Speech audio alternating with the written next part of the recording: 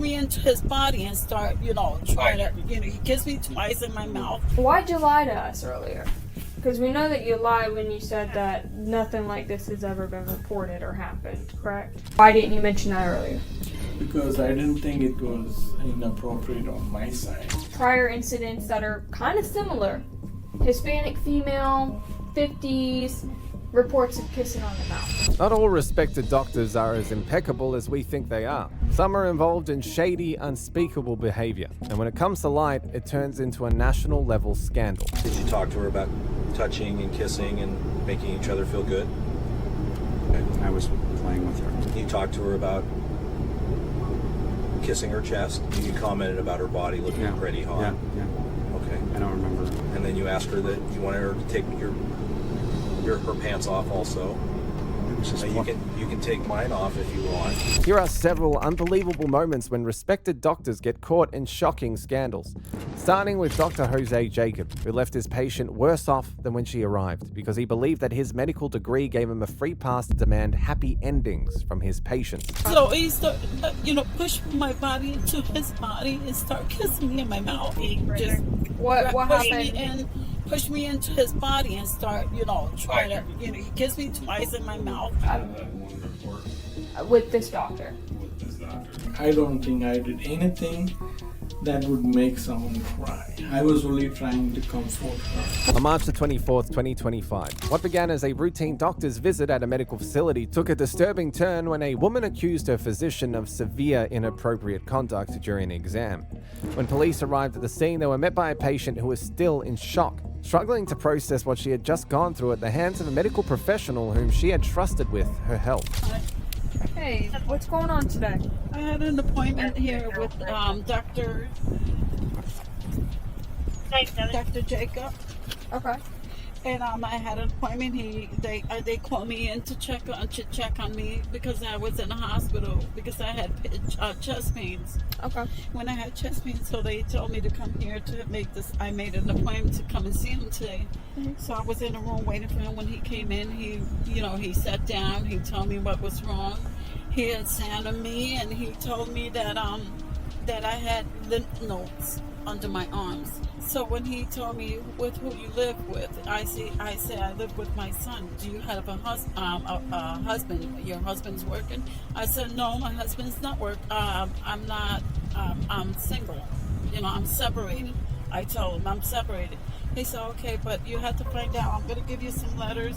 Then I'm signing now to take it to the doctors because you have lymph nodes under your arms. Mm-hmm. When he stand up, I was still sitting down. But when he stand up, he said, "Give me a hug." But I thought he was giving me a hug because they found some lymph nodes under my arm, and they don't know what it is. Okay. So he started, push my body into his body and start kissing me in my mouth. What do you mean by kissing you in your mouth? Kissing me, or is it no, using like tongue? he was kissing me and no, kissing Okay. me, trying to, like that. Yeah. Was it on your lips? Was it near your No, face? my lips. He did it twice, but he wanted to keep on doing it, but I was trying to stay. When he told you to give him a hug, did you at any point say no, I don't want a hug? No, but I thought because what they found under my arm, I thought he felt sorry. That's why I gave him a hug, a hug, Okay, so you gave him a hug back in that situation. Yeah, in that situation, I gave him a hug because I thought, because he found whatever he found under my arms. So that's why I gave him a hug, because he felt sorry. But it was more than he felt sorry. He just what pushed happened? me in. Push me into his body and start, trying to, he kissed me twice in my mouth and try to kiss me more. Did you stand up to hug him? No, I was sitting down. Okay, so you remained seating when he hugged you? No, wait a minute. I was sitting down when he told me, give me a hug, right. I stand up. Okay, that's what I was asking. Yeah. Okay. Alright, if you'll hang tight out here, we're gonna go talk to him, kind of see what's going on. Because it very well, I'm not discrediting what you're saying, but it could be maybe a misunderstanding. some people are very touchy and friendly in how they say What, goodbye. kissing you in your mouth? Okay, maybe he could have misplaced. He went to kiss you here. And, No. Okay, well, we'll talk to him and see what's going on because they didn't call us, which is highly unlikely of given the Of course, because I circumstances. was the one who got, I was in the room with him, and he's Okay. the one who kissed me. All right. How was he gonna call you if he's because he kissed me? He was gonna call you?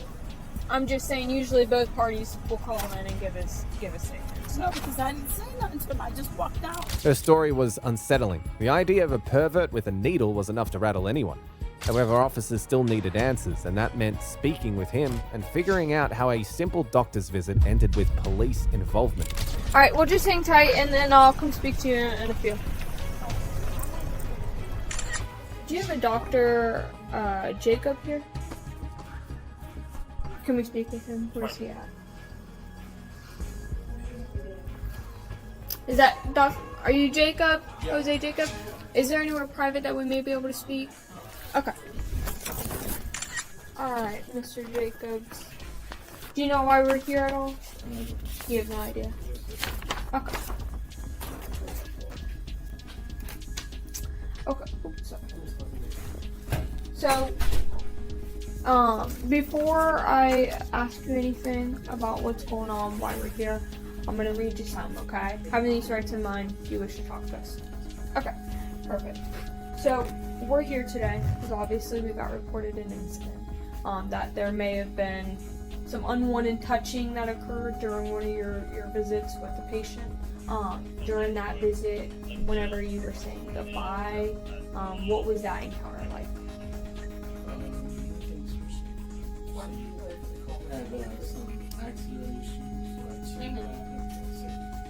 Okay, I'm gonna get a little more specific because I'm trying to get explain to me. So whenever you were saying goodbye, at any point in time, did you pull her in when you hugged her? No, you didn't kiss her on the lips. Okay, so you didn't hug her at all. No, You didn't even touch her. no. I did only the exam with the gloves on. Mhm. That's it. Okay, so how'd you leave? Did you just say goodbye? I shook hands inside.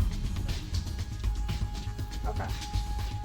Well, we're getting a whole different story. Obviously, I'm not saying you're lying or anything. But if it comes down to that and you are lying, you understand there's severe consequences for that, right? Okay. So is there any reason why she would be saying these things? I think she has fibromyalgia and pain all over.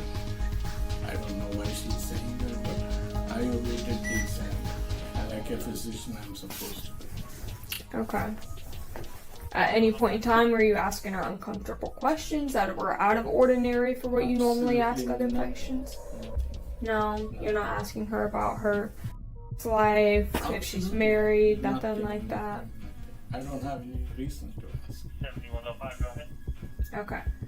Because obviously people don't just make these things up, right? I'm not saying that it doesn't happen, but her don't emotional know. state is very heightened right now. I don't know why, but I did the exam, the axilla, because Mhm. the CT scan showed she has lymph nodes. Mhm. The axilla, I checked as a physician and it is there. So I told her to see a primary care doctor. Okay, was there anyone else in the room with you doing this? No, just you.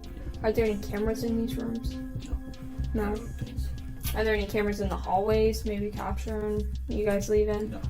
No? Mm. You don't have any interior cameras in the building? Do you have your ID on you? Fibromyalgia, lupus, a lot of stuff. What is that? You're gonna have to help me understand. It's an autoimmune disease that can affect the brain, your state of mind, and all these things. Are you able to write it down for me? Print it out? And I don't know what it is. Fibromyalgia is a chronic condition known for widespread pain, fatigue, sleep problems, and mental fog. Still, an unconsented kiss from a perverted, haggard doctor had never cured it, and denial wasn't about to make the situation disappear either. As more officers arrived, they were met with a baffling scene. A doctor was trying to talk his way out, unaware his body language had already confessed for him. Depression, anxiety. And these are all what she has. Yeah. Is it diagnosed? Is there like a medical chart? Yeah. So Are you- I don't know that, but it was. She had it for years and years and years. How do you normally say goodbye to people? Because I know every doctor is different. Like my doctor's super friendly. Yeah, I know, sometimes most of the time shake hands and say goodbye, and that's it. I guess I'm just trying to figure out what exactly happened Sometimes today. some people want to hug me, but if they start that, I would do that. I'll normally say goodbye and shake hands, and that's it. Okay, how'd you say goodbye to her? I shook hands. I think. You shook her hands. Okay. Never hugged her. No. Never kissed her. No, I got. Because that would be out of. Yeah, I know. Out of- That would be. Yeah, I didn't do that. Okay. That would not be in line with what you normally do. Absolutely. Okay. Have you ever been arrested for anything, or has been any other inappropriate accusations been against you ever? Never. Never. I've been a physician since 1996. Okay. Yeah. No problem. Thank you. The doctor's office seemed like the perfect cemetery for something that never should have happened. No cameras, no extra staff around, quiet, controlled. It looked calculated, almost too easy. But that was the thing about well-hidden sins. They never stay buried. Most times they called attention to themselves in the strangest, most unexpected ways.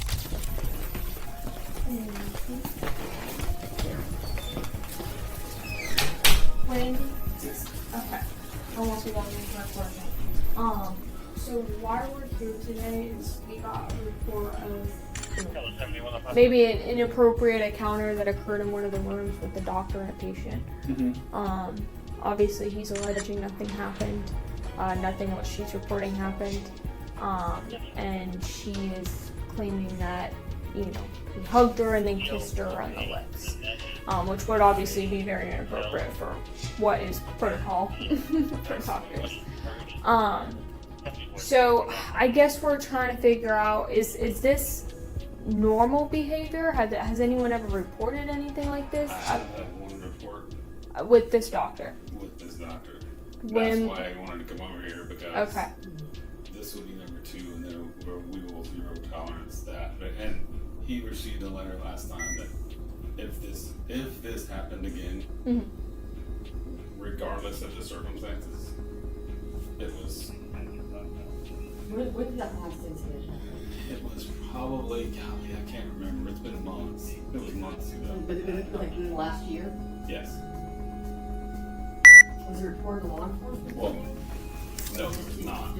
There was a report internally to me that this patient was uncomfortable, and this is what she said happened, and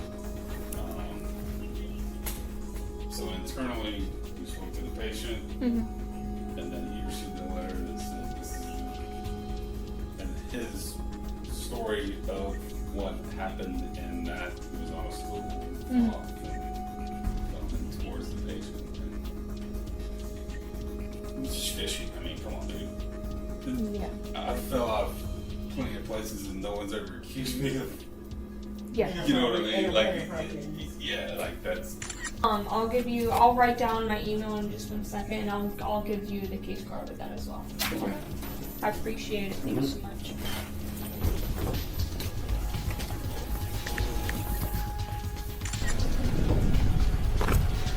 We're still working on it. Give us just a few more minutes, okay? What's gonna happen, honey? Oh, we're working on it. Give me just a minute, okay? Okay, I need a report. We will. Yeah, and I want to press charges. Oh, okay. We got you. Okay, what do you? We got you. Just breathe, okay? Okay. I need to use the bathroom. Oh gosh. Okay. I don't think I went inside and. No, I don't want to go in there. Okay. There's another facility here. Can I? Yeah, go there, and just lock your car up and go there, and just come right back to your car, okay? Okay. His creepy past wouldn't stay buried. It was just who he was.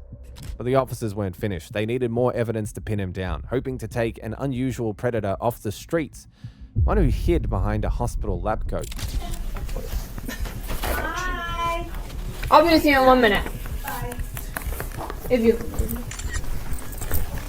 He knows we're here. It's.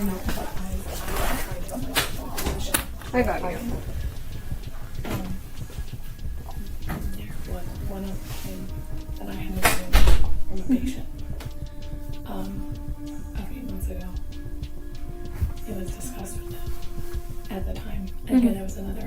female, so I don't know what the deal is with that. But I had to deal with her, and then she had to call her husband here. We ended up switching everything out, profusely apologized, because of course you never know the situation. Right. But we did make sure that she was transferred from his care and we're to see him again. And this was the same incident Randy was telling us about? Similar, yes. Similar? Yeah, I mean, I don't really know what happened. Okay. So, but I know that there was. But no, like, to your knowledge, no employees that have came forward and said he makes me uncomfortable. He's only here 2 days a week, and his nurse is Sarah. So obviously, he's not going to make anything towards her because she is not a hetero woman. But he's never with her. They brought things up where he's on like weird Facebook pages and stuff, like with like women over 50 and stuff like that. So I mean, there's been some red flags, but like I said, I don't want to compromise my position here. Yeah. At my job, I've been here since 2011. I'm a manager. No, I totally understand. But yeah, I was involved in the last incident with that female. She was a much younger female in her 40s.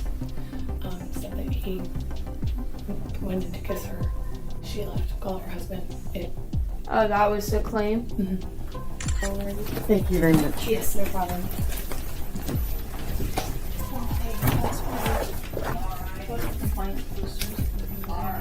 When you guys get a chance, can you guys send him back over here?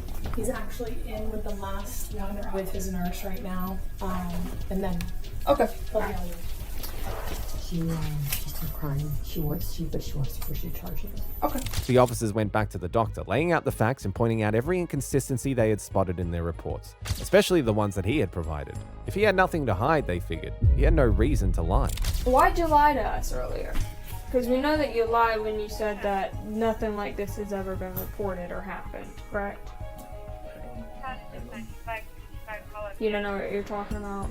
You were never written up with work? No.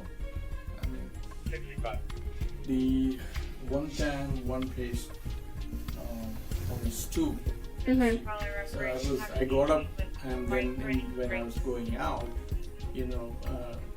I fell onto her and she reported saying I was trying to do something. Okay, so that would have been worth mentioning, right? That's a report of something similar to this, correct? No, it's not similar. I mean, I didn't. It is. It's a report of sexual conduct, right? She's saying it's not professional is what she was saying. Yeah. So that would have been helping us earlier when we asked you those questions as if anything like this has been reported before, right? You can understand where I'm coming from? Okay, so why didn't you mention that earlier? Because I didn't think it was inappropriate on my side. I don't believe your exchange whenever you left is accurate. Okay? So there's obviously reports of this prior, right? There's prior incidents that are kind of similar. Hispanic female, 50s, reports of kissing on the mouth. So what actually happened? Yeah, that was reported earlier, and you know that. I know. You don't need to act dumb. You know that. I didn't do that. Listen to me. You know that because it was reported to you as a misconduct and you signed off on it. And they're going to provide that to us. You understand that? So now would be the time to be honest and tell us what happened today. That did not happen. Because we're going to find out. Yes, you can find out. Okay, we're going to find out because we're going to talk to the other victim. So if you're not telling us the truth today, you understand that that's going to look really bad, right? Yes. Versus just being honest. I didn't do that. So, you can say what you want. You can provide any. I'm not accusing you. I'm telling you I don't believe you. Yeah. Because clearly you're not telling us what happened.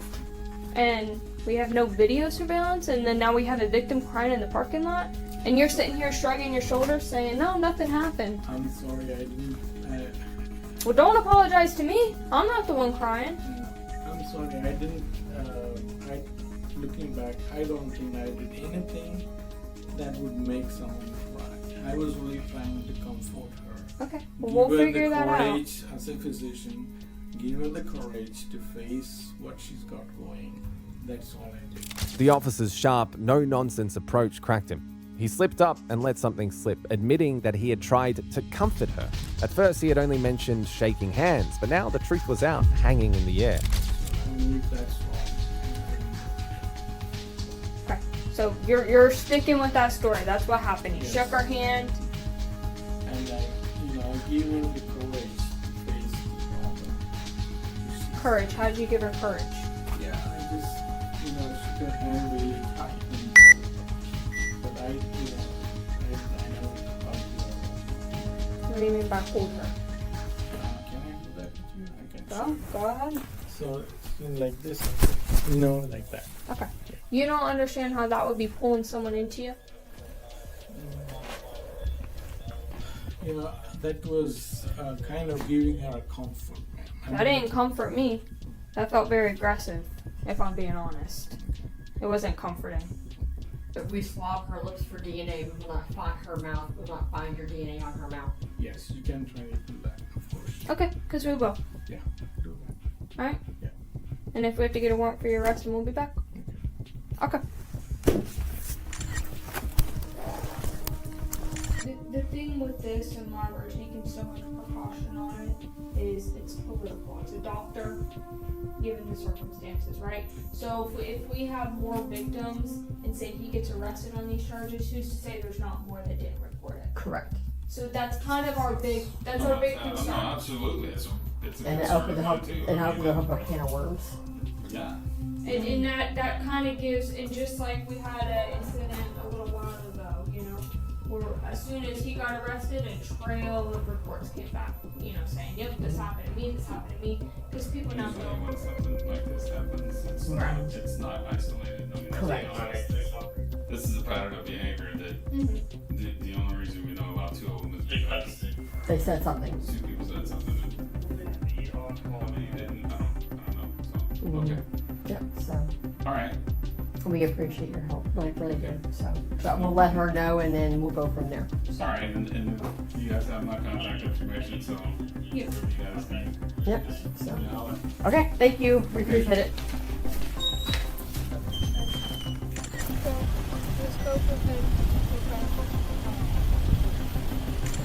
What we're gonna do is we're gonna send it to the state and see what they wanted to go from there. Okay, so we're probably gonna seek a warrant for his arrest. Okay. I want to press charges because that's harassment. Yes. That's harassment, and I want to press charges. That's what I'm explaining to you. So that's Yeah. what we're doing. Okay. We're sending it to the state. Okay. They're gonna decide at that point in time if they're gonna prosecute on that. If they say yes, then a warrant for his arrest will be issued. Okay. So what's going to happen now? What I'm going to do now? What's going to happen now is it's going to get documented, okay? We're going to document it, send it to the state. Okay, you being a victim of a crime, you're going to go in as a victim, okay? I'll provide you some paperwork here in a minute, Okay. okay? All right, give me 1 minute to get that paperwork started for you, okay? The doctor got arrested and charged with battery. Authorities said that the case was heading to the state for a warrant. At the time that this video was made, no new updates or developments have been reported. At least Dr. Jose Jacob didn't take his actions to his victim's house, unlike Dr. Maurice Wallen, a 48-year-old cancer research doctor whose dangerous obsession for the forbidden led him to the home of a 13-year-old with intentions that were far from holy. Why did you come to the house in Petaluma today? I was curious. So you drove 40 minutes from Piedmont to meet a 13-year-old I didn't know she was 13. that nothing would have happened. Can you expect me to believe that? It's the truth. After you talk about having It's the truth. different sexual It's the truth. acts with her? On August the 18th, 2006, what began as an online chat with an individual he thought was a young girl turned into a life-shattering trap for Dr. Maurice Wallen when he showed up at the Petaluma house expecting a secret meeting spiced with some diabolical activities. He was met instead by police lying in wait. The doctor, a respected physician in his community, couldn't believe the scene unfolding before him as officers closed in, his career and reputation collapsing in a single moment.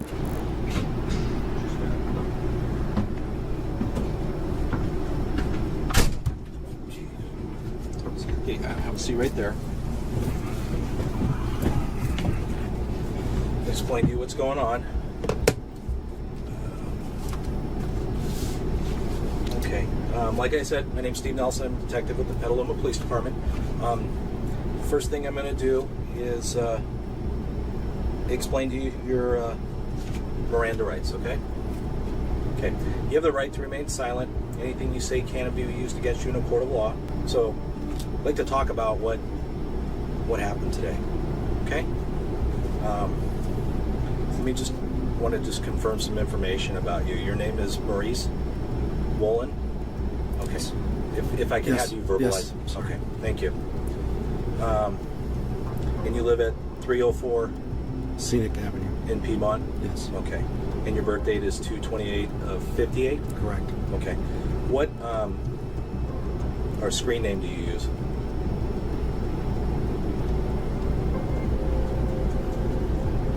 The pause in the investigation room spoke volumes. A respected doctor of medical science could tell exactly how deep he had just dug himself. Admitting to the screen name was just the start. Whatever came next, there was no way he would escape it unscathed. I really need to have an attorney, I think, present. Okay. Okay. Can you tell me what's going to happen? What's going to happen?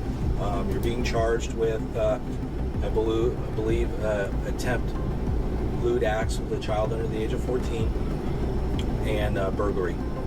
Burglary? Yes. So far, the only thing he questioned was the burglary charge, because it caught him off guard. The lewd conduct accusations didn't surprise him at all. He knew exactly what he had been doing, and he was playing dumb for a reason. Stealing what? By entering the dwelling that you did. Okay. So at that point, I'm going to bring you back over to booking. You'll be transported to the Sonoma County Am I Sheriff's. going to jail? Yeah. Okay. Steve, I've never done anything wrong in my life. Ever. You know my record. Okay.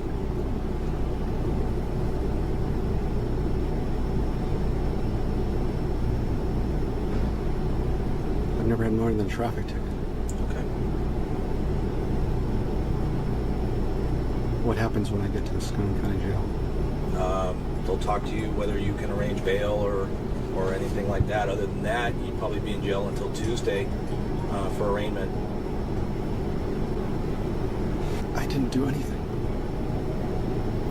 What did I steal? That's what I told you. It's not about stealing. What did I? Okay. What did I take? Okay, let me just stop you for a second. You asked to talk to an attorney.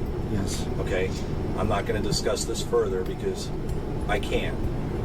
Okay, unless you want to waive your right to have an attorney present.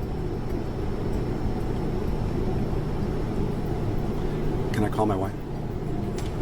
You will be able to make a call later on. I need to call her now. Okay, I'm not going to base this on. Do you still want to have an attorney present?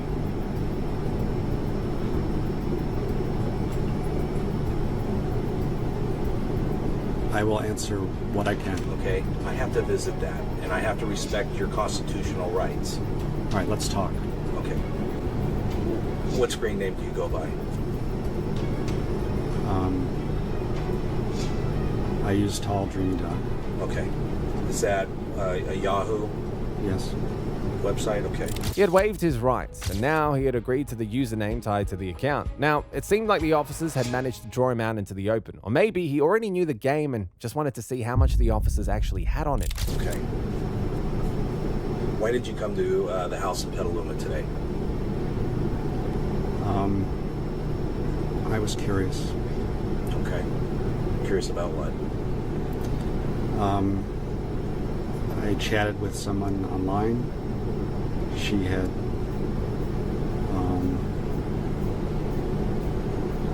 asked to meet me on several occasions. I declined. Then today again she asked. I had a little bit of time, not very much, Okay. because I have to be home to pick my wife up. And so I thought I would come out and meet her and nothing more. Okay. And how old was the person you were chatting with? I'm not sure. How old did she tell you? I don't remember. You don't know? You don't remember? I don't remember. Okay. I know she was young, and I know that. Under 18? I'm not sure. Okay. How old are you? 48. 48? Okay. And what location were you coming to? I don't remember the address. Do you remember the street name? I don't. It was in Petaluma. Okay.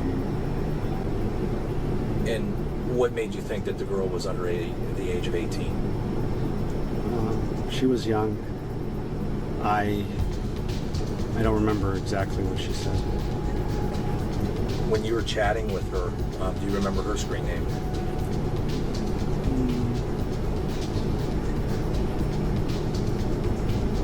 positive. She messaged me a couple times too. Okay. So far, he had done everything to dodge the serious questions, but even the seemingly harmless ones were carefully tailored for a bigger purpose. What I'd like to do is maybe I can refresh your memory. Did you ever talk about, I mean, what kind of things did you talk about in the chats? Just playing, What kind of playing? just talking. Okay. I don't remember the specifics. What name do you use besides Tall Dream Eat Dog? Do Maybe you use another name? Like a false name that you use when you meet people? I have a nickname, What's that? Mo or Marco. Marco? Okay. And then if you told her that you were Marco in San Francisco, that would have been accurate? I suppose, yeah. Okay. Dr. Maurice knew the drill and tried not to use his real name, which the officers quickly uncovered. It seemed clever at first, but he forgot that the internet never forgets. August 24th, you're chatting with her, and you tell her, I'm Marco, by the way, in San Francisco. She said, thanks, I'm Willow. Okay. I'm in the 707. I'm 13, female.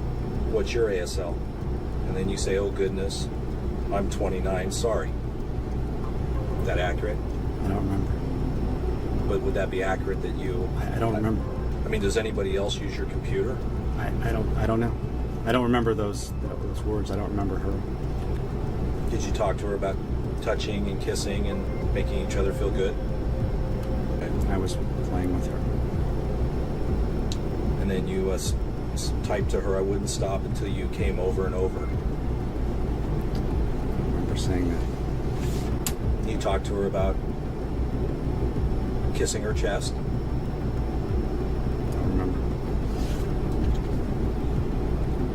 Just a question, a phone number, 510-402-4023. Where's that? One of my clients. Okay, so it was just a phony number you gave? No, it wasn't phony. Okay, so it's a real number? It's a way to get a hold of you? No, it's. I don't know. I don't know what number it was. I mean, it's not my home, myself. Officer Nelson, can I call my wife? Okay, you'd be able to call her when we're done. Okay.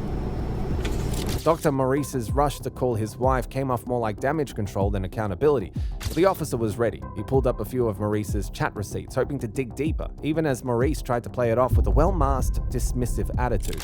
And then you told her, no, I'm real, but you're under 18 and I'm over. We would have to be so careful.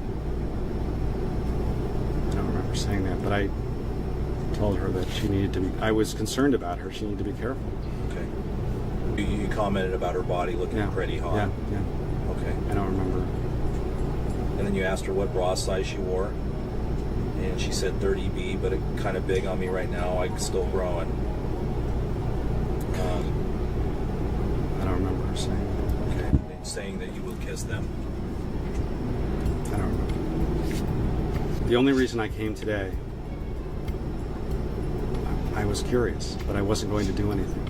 I had no intention to do anything. Talk about,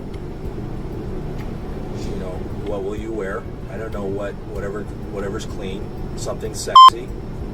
And you said, will you take it off for me? And then you asked her that you wanted her to take her pants off also. It was just You can take mine off if you want. I wasn't So going how to do you want to do it? I wasn't going to do anything. Okay. I'm But just you're telling. here you're telling me you're concerned for her welfare. But you read on, and I was playing with her. It was that was not appropriate. But then when you read on, I say over and over again that she shouldn't be doing this. I can't come see you. She begs me to come.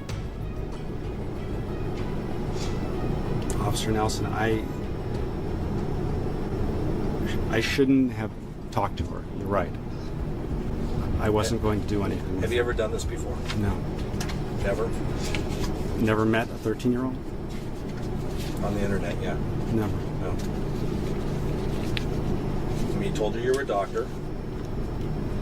Officer Nelson, you have to believe me. I would never have done anything to her. Okay, Maurice, I'm just reading your chats, and you're talking about being concerned for her, and you're asking her, will you suck me?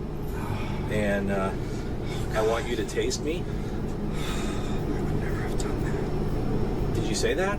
I don't remember. Okay, you know, I don't remember, but I never would have done anything to her. and then you show up. I mean, where do you live? Piedmont? How long did it take you to get here? 40 minutes. Where's your wife right now? At a party. So where does she think you're at work?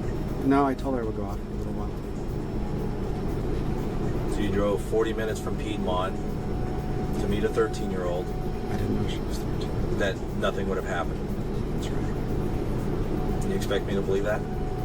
It's the After truth. you talk about having It's the truth. different sexual It's the truth. acts with her? It's the truth. Dr. Maurice was cornered, and his chat history wasn't doing him any favors. By now, he had a pretty clear idea of what the detective knew, but he had no clue that hell was just about to break loose. Did you send her any pictures? No. Is this a picture of you? Yeah. Were you wearing a wig? I just had my hair done differently. Okay.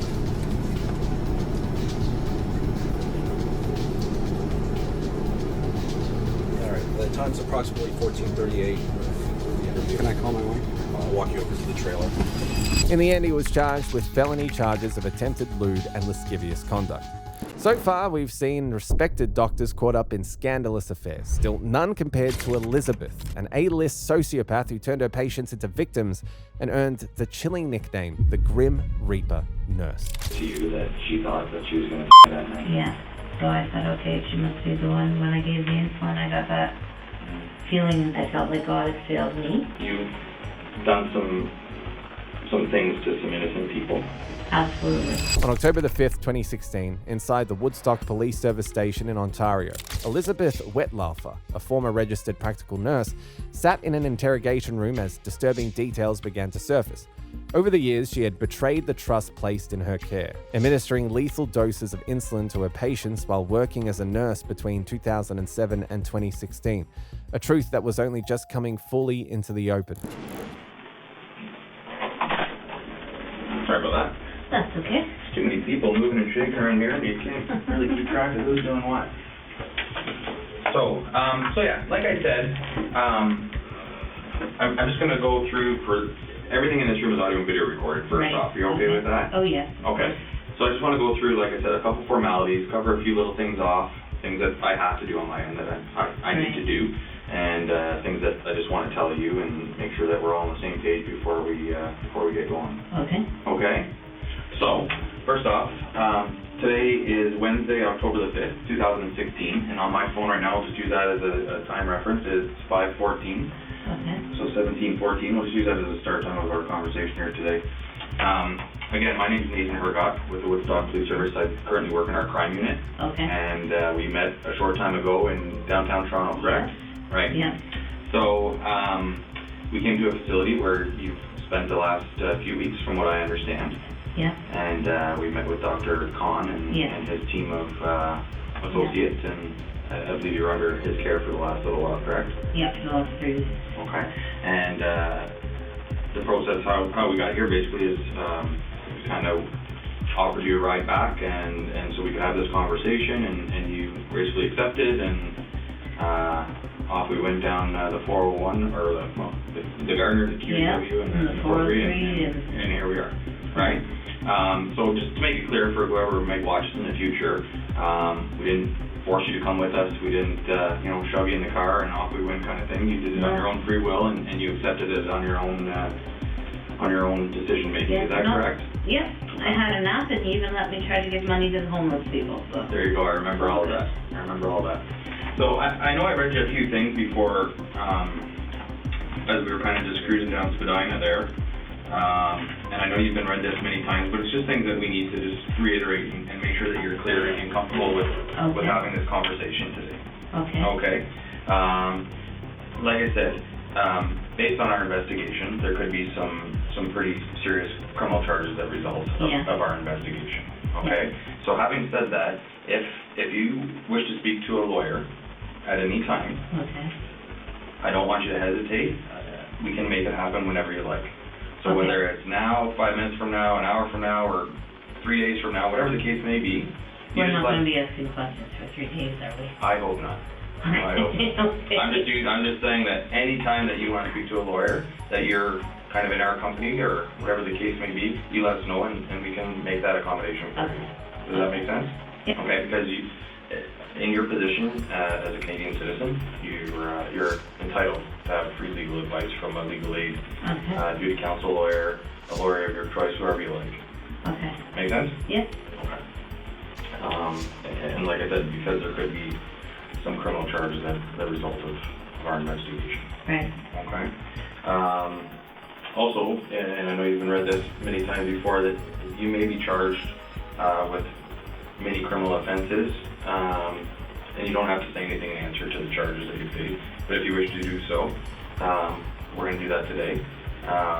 But whatever you do say could be used in courts. And I know we had that conversation in the car on the way back to Woodstock, and I asked you to repeat it in your own words, and you kind of gave us a few of describing it in your own vocabulary. As you said something like, it's not Vegas. What happens in the car on the way back doesn't necessarily stay in the car. Right? Yeah. So same thing in this room. Anything that you say and everything that we talked about should be used as evidence at court. Yep. Okay. After all the formalities were out of the way, the detective confronted her with questions surrounding the allegations against her. When my ex and I broke up in 2007, I was already taking the medication for my borderline personality disorder.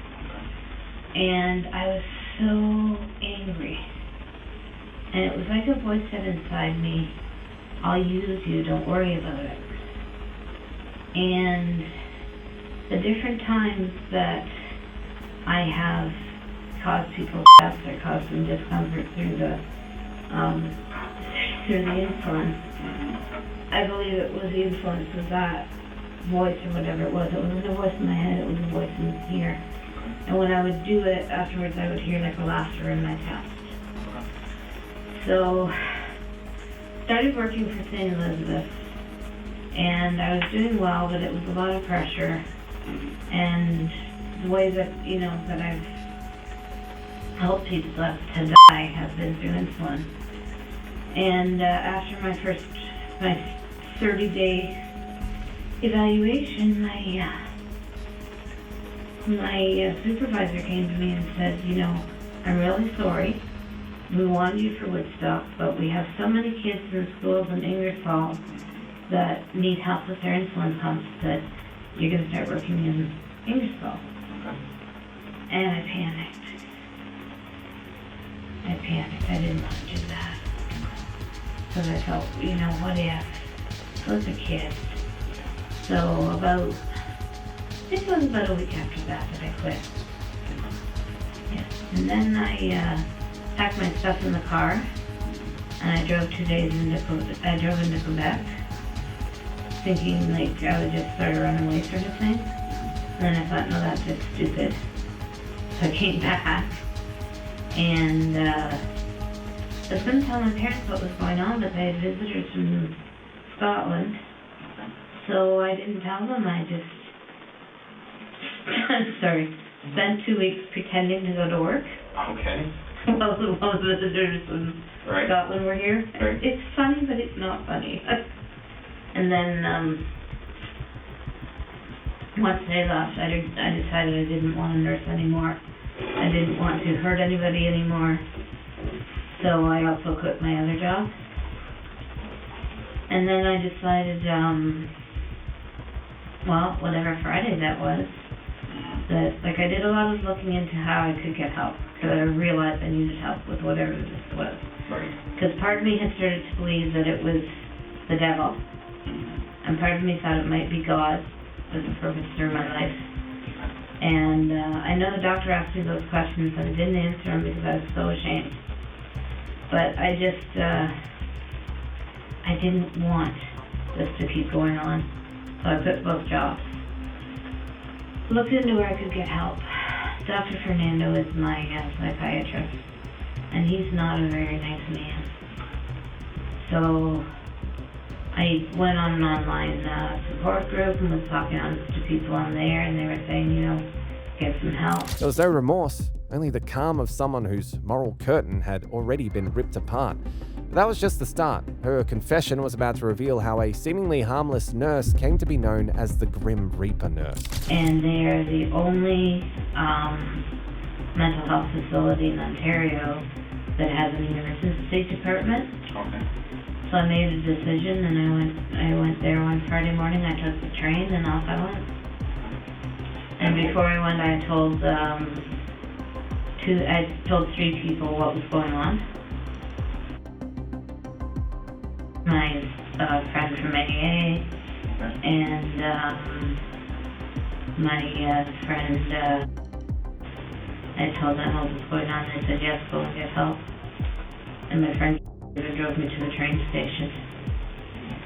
And when you say you told them what was going on, did you get into details of why you were going to seek help, or? I told them that I used other people because I didn't understand what they're doing. And they all said, yes, you better go get help. So off I went. Okay.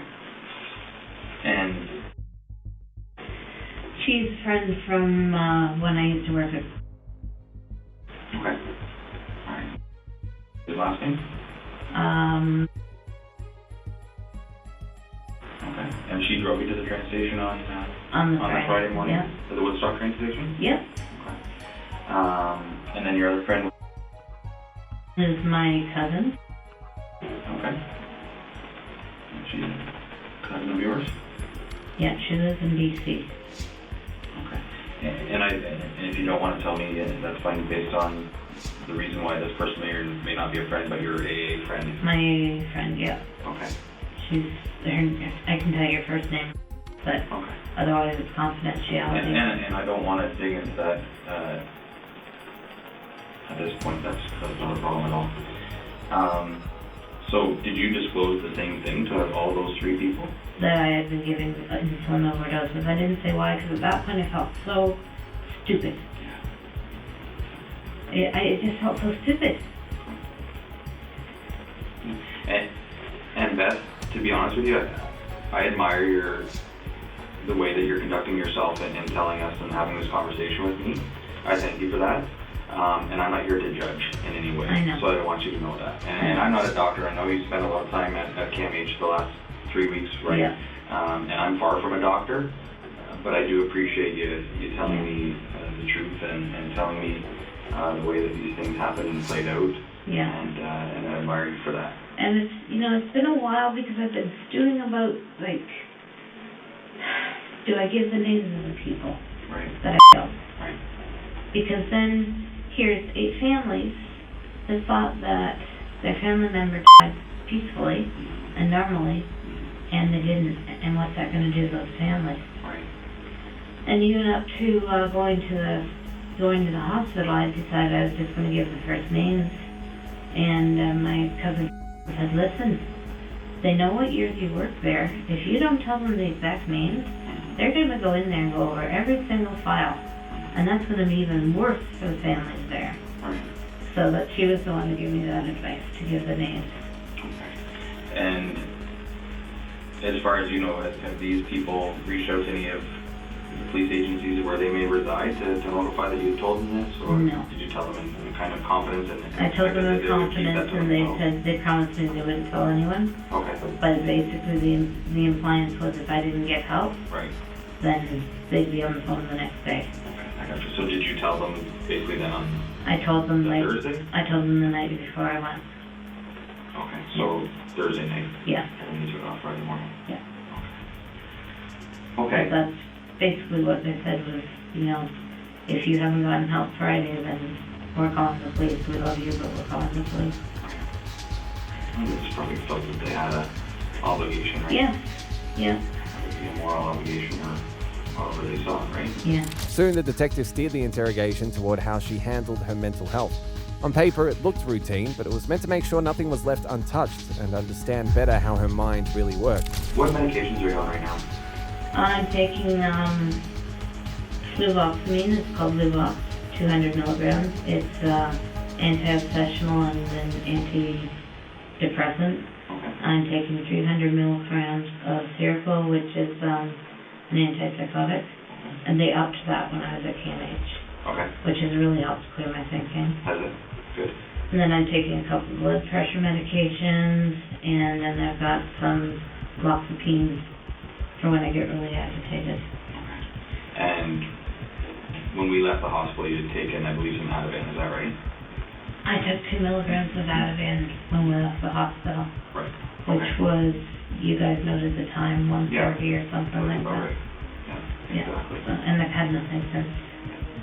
Okay. And I know that the doctor, Dr. Khan provided with a prescription that. Yeah, and he also gave me 2 Loxapines. Yeah. And was very strict. I am not to take them until all the interviews are over, because they will start to interfere with my thinking. Okay. And then let's use the interview. Yeah, exactly. And do you feel that you have a clear, sound mind right now? Yes, I do. Conversing with me in this room? Yeah. Okay. And everything that you're telling me is the truth and the best that you can remember? Yes. Yeah.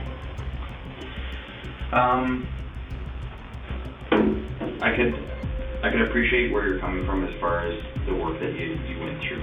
Obviously, I've never been a nurse and I've never worked in the profession that you did, but I could imagine how overwhelming it is. Yeah. Having a lot of responsibility, maybe not having the support of the administration or your supervisors, just kind of go out and get it done, right? Yeah. And that could be, I can see how that would be stressful, and I can see how that would drive you maybe into your addiction and into other things. But I want to just go over this document, if that's okay with you. Yeah. Okay, would you be willing to do that with me? Yeah. Okay. And you do your thing. Sorry. No, don't be sorry. Absolutely not. This is pretty, major. I've only ever had parking tickets. I've never been arrested for anything. Well, like I said, you're not under arrest Oh, I right now, know. but it is a very significant investigation. You're right. I understand. And like I said before, Beth, I do appreciate you speaking with us, and can imagine that. Does it feel like a weight off your shoulders? Yes.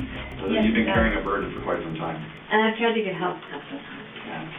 Yeah. Well, sometimes it takes a few attempts to finally commit to it, right? Yeah, I had a pastor that I told me, he prayed over me and told me I'd be fine. And that was God's grace. And then When was that? that was Halloween 2013. Yeah. And you kind of divulged to what had happened to you to that point in your life with Yeah. involving these people? Yeah. Okay. And where was that? That was here in town. Okay. Do you want his name? If you want to tell me, it's up to you.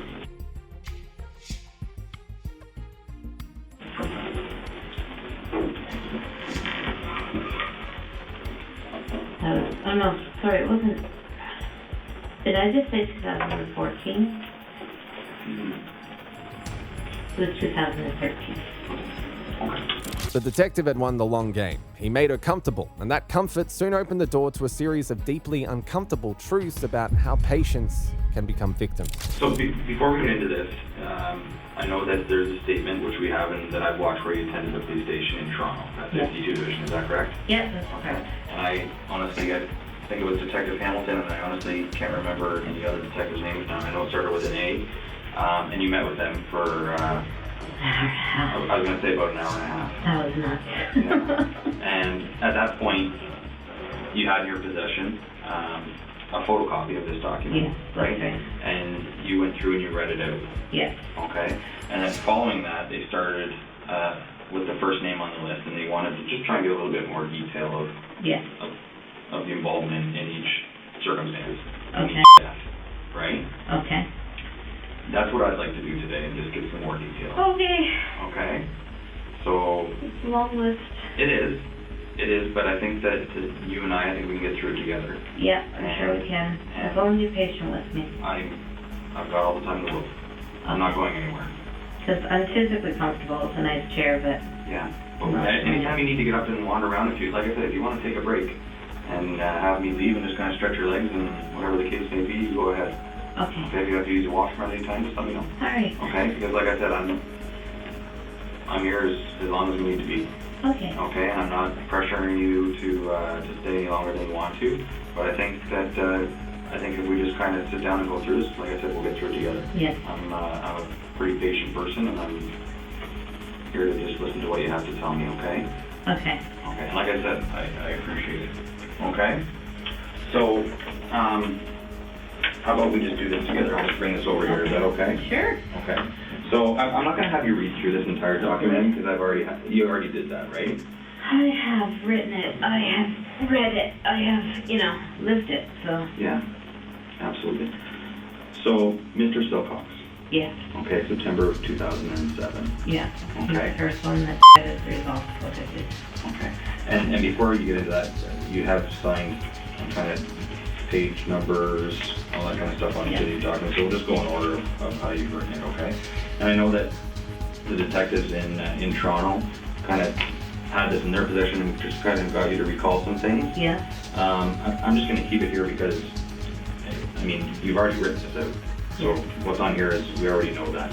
I just have some follow-up questions Okay. with regards to each circumstance. So, Mr. Silcox, it says here you were working a double shift from 3 till 7, right? 3 p.m. to 7 a.m. Right. Okay. And this was at Crescent Care, Yes. okay, in Woodstock. Yes. Okay.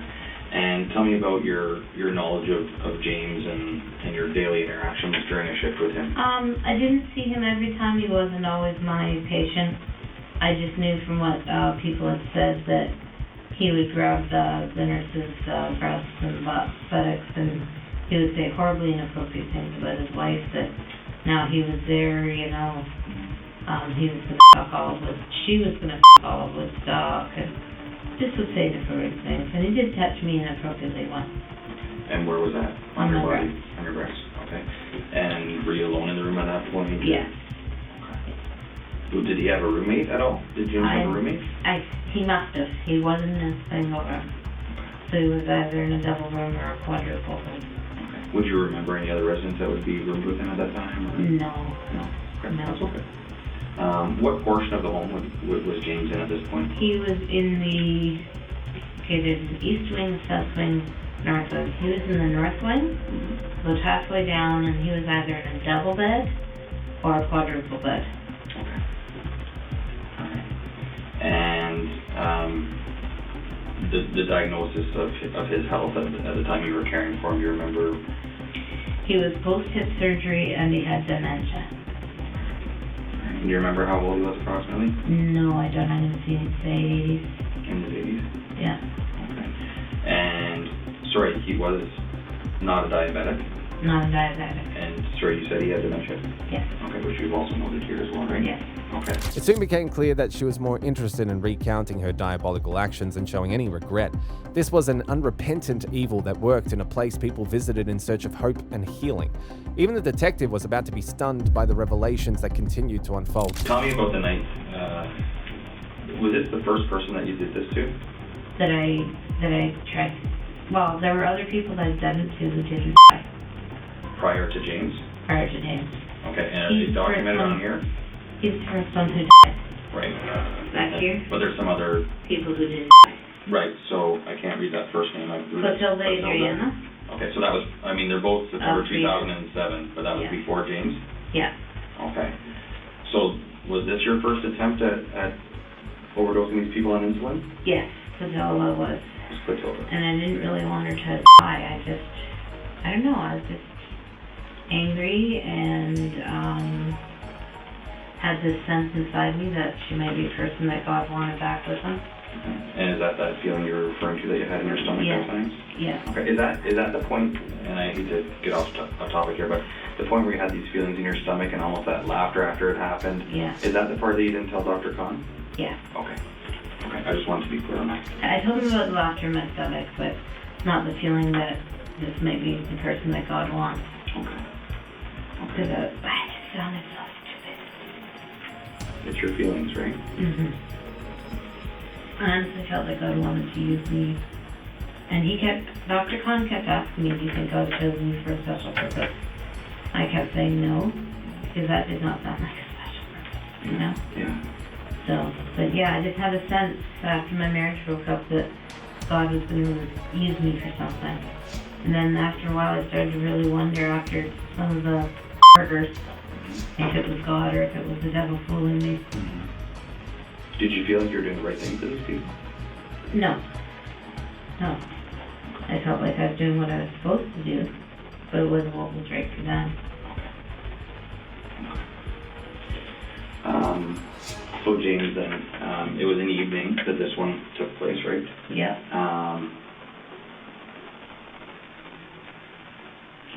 about 9:30. Yeah. Run me through. About Portion of 9:30, I gave him a dose of 50 milligrams of insulin. He's not diabetic. So I used a borrowed insulin pen, borrowed insulin, and gave him an insulin shot. And at 3:30, the PSW, well, throughout the night he was yelling out, "I love you," and "I'm sorry." And not to me, but just you could hear him calling out in his room, and that's what he was calling out. And then at 3:30, the PSWs came to me and said that he was gone. So I did what we're supposed to do. I went and listened to his heart and chest, called the doctor, called the family because that's what they wanted. Family came in and sit with him for a while. Doctor came in and said that his cause of death was from an embolism due to his post-hip. He'd had hip surgery. Doctor ruled it embolism due to post-hip surgery. Who do you think he was talking to when he was yelling out, "I love you"? I thought it might be his family.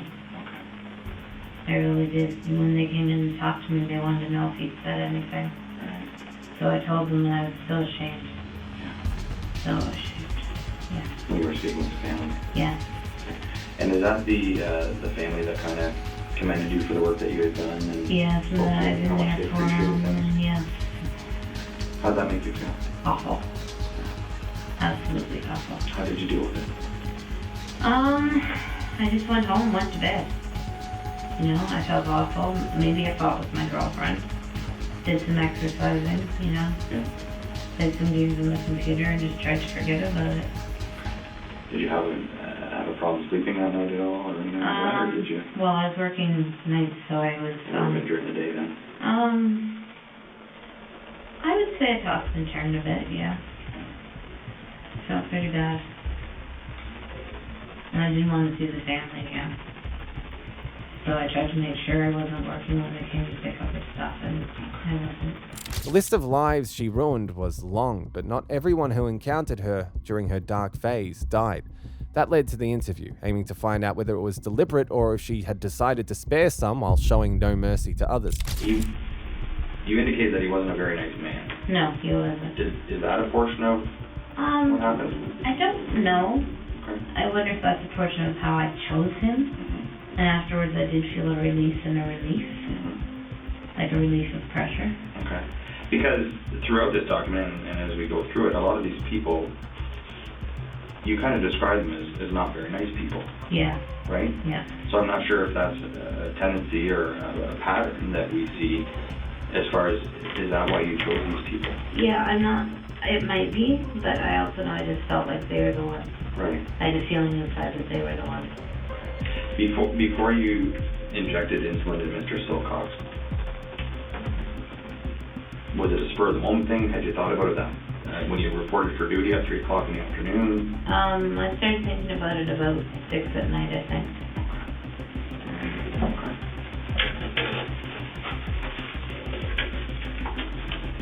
And do you remember who the pronouncing doctor would have been?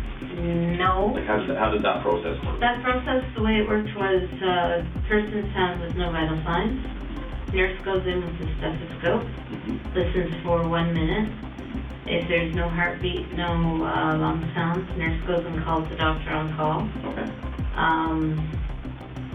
There was also a sheet that we had to fill out if we thought it was a coroner's case. In this case, I don't believe we thought it was. And then family is called. And the doctor may wait to come in and pronounce in the morning.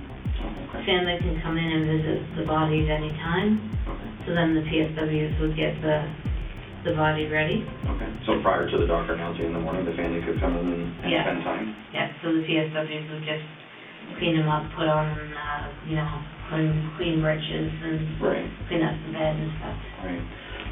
So you said Mr. Silcox, you said we didn't think it was a coroner's case. Whose decision would have that been? I guess I'm using the royal we. Okay, gotcha. Okay. So would that be just a decision that you were trusted to make? No, there's a form Okay. on the computer, and you go down through it, and if you tick off anything that says yes, you notify the coroner. Okay. All right. But you would have clicked off those boxes yourself? Yes. Okay, so obviously, knowing that you had done this to Mr. Silcox, did you feel that you wouldn't click yes so that attention wouldn't be drawn to you? You know, I honestly can't remember if he was a corner case or not.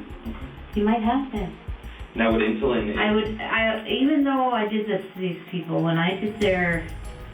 But see, it's phrased as, does anyone have a reason to believe that this was not natural? Right. So yeah, I wouldn't click that one. Aside Right. from the insulin. Yeah, Okay. you're right. Okay. All right. And I just wanted to clarify that. Yeah, yeah. That was just a question. Okay. Anything else you can think about from Mr. Silcox? No. Okay. Maurice. How did you pronounce Maurice's last name? Granat. Is it Granat? Okay. So tell me a little bit about Maurice. This says that this occurred in September or October of 2007. And this was at Crescent Care? Yeah. Okay. Tell me a little bit about your interaction with Maurice. He was another one who liked to grab breasts and asses. Okay. He was sometimes a patient of mine. See, at that time, I didn't have a set floor that I worked on. I worked on all the different floors as a nurse, kind of filling in. Okay. So,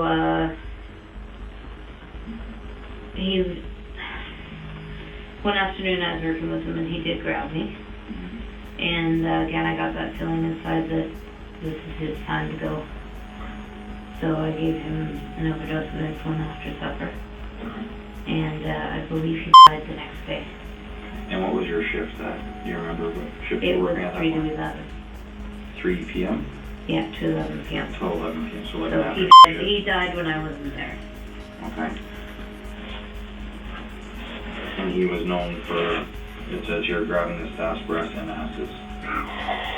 To a rational mind, grasping a sociopath's thought process is a Herculean task, but the detectives stayed the course. The more she spoke, the more layers of her crimes came to light, each revelation darker than the last. Helen, I don't remember a lot about. She was very quiet, very determined.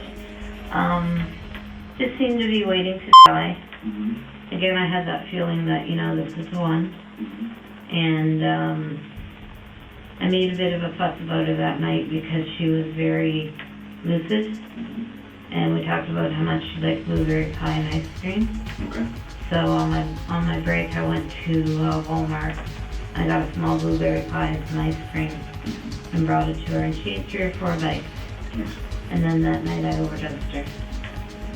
Because, like I said, I had that feeling that it was her time to go. And What do you mean by that? Do you think she was towards the end of her life at that I point? know that she was the person to go to. And that was in your mind, in your stomach? Yeah. Where was that feeling? In my chest area. And after I did it, I got that laughter. When would you feel that laughter? Would you feel it right after you injected it or once the person passed away? Both. Yeah. Both.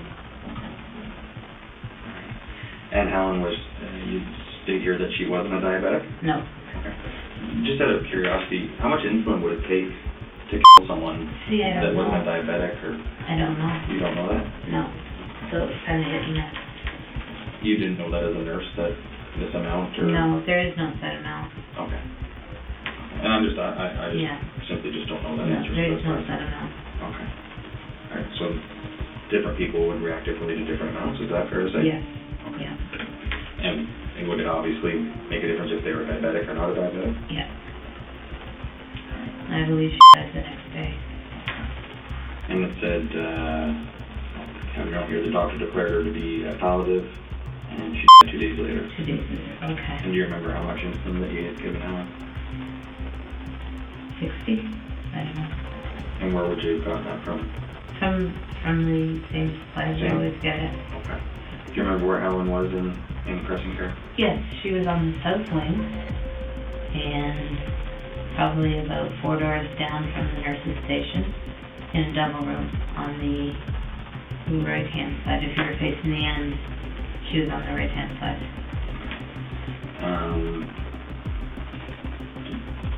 You don't say a lot of negative things about Helen here. Did you get along with her okay? Did she ever do anything to harm you or? No, she was very quiet. It was just, I got that feeling that she's next, this is her time to go.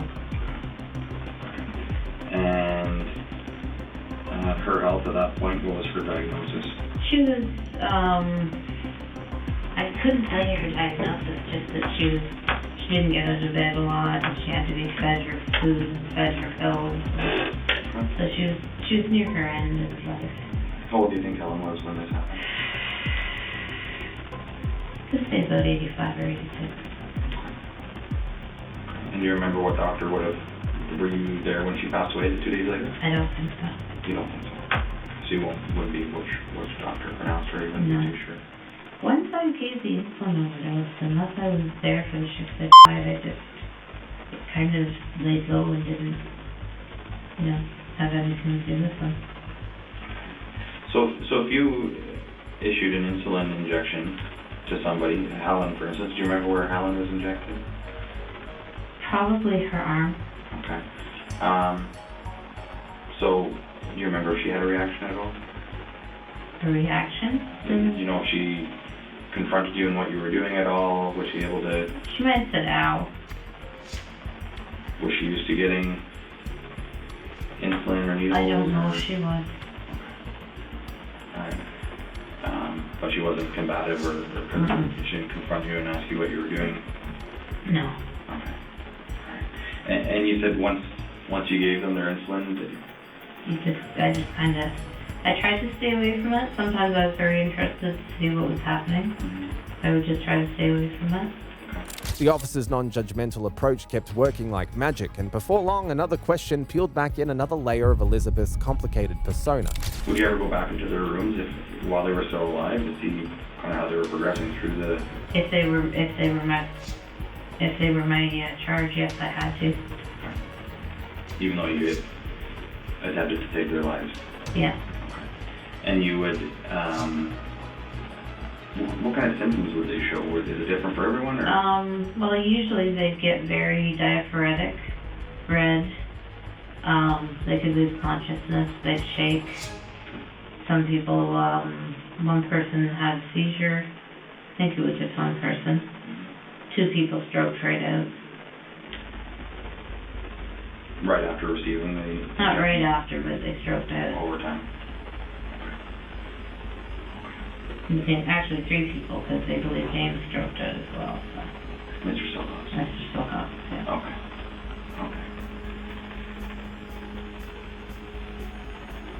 Okay. November 2011. Mhm. Mary Zerwinski, is that? Yeah. How do you recall her last name being pronounced? Yeah. And this was at Crescent Care? Yeah. Okay, and you said that she wasn't a diabetic, but she had dementia? That's right. But she could talk and communicate a lot. Mary could? Yeah, she was feisty. Was she? Yeah. She didn't hurt the nurses or anything. She was just very outspoken and feisty. And one night she said, I'm gonna die tonight. Mary said that? Yeah. And I said, oh. And she said, yeah. Why don't you get me into the deathbed so I can die? And I said, are you sure? And she said, yeah. Put me to bed. I'm gonna die. So I said, okay. And I went to the other nurse that was working with me, and she said, oh, okay. Well, let's put her in the Silas care room if that's what you want. So we did, and then I thought, well, she must be the next one. Mm-hmm. I had a feeling inside of me she must be the next one. Because she was saying she was going to die, but there was no signs she was going to die. So I gave her an overdose of insulin. And she became palliative and she died. I think within a couple of days. I think.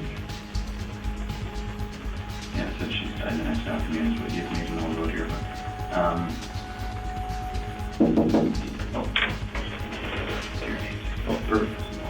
Sure. There you go. Which one has the vodka in it? The thought process and confessions grew more sinister by the minute, and then the officer shifted tactics, asking pointed questions out of curiosity to see whether she truly understood the science behind some of her atrocious acts. And do you remember how much insulin you would have given Mary? I think she may have been the first person that I gave long-acting and short-acting to together. Okay. I think. And can you just, besides the actual obvious, in the title of the actual itself, long-acting and short-acting, what was the biggest difference between the two? One drops your blood sugar right away. The other starts working through your body and dropping it gradually over long periods of time, and it just keeps dropping it. Okay. And what would the combination of those two do together? Did you it'd be know, or? I didn't know for sure, but I figured it would be much stronger than just a short acting. Right. Okay. Which makes sense. Yeah.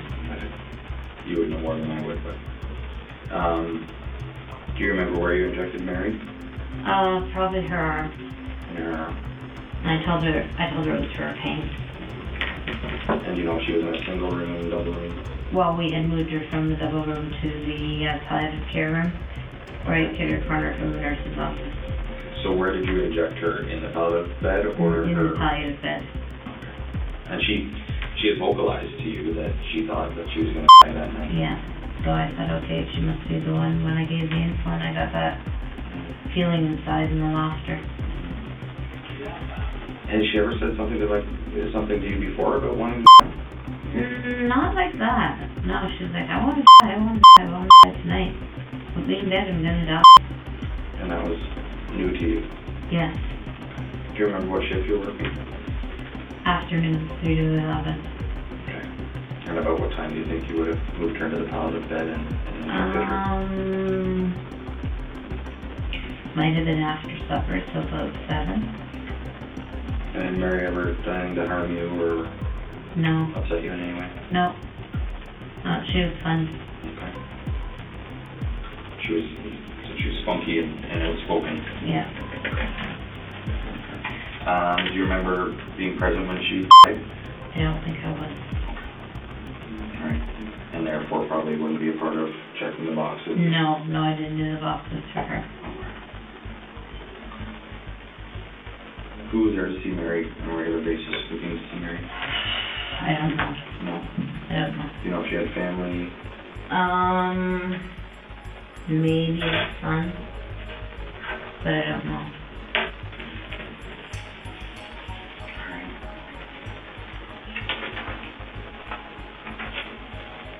And Mary being, we'll refer to her as your fourth victim. Yes. The fourth person that you were successful in these insulin injections.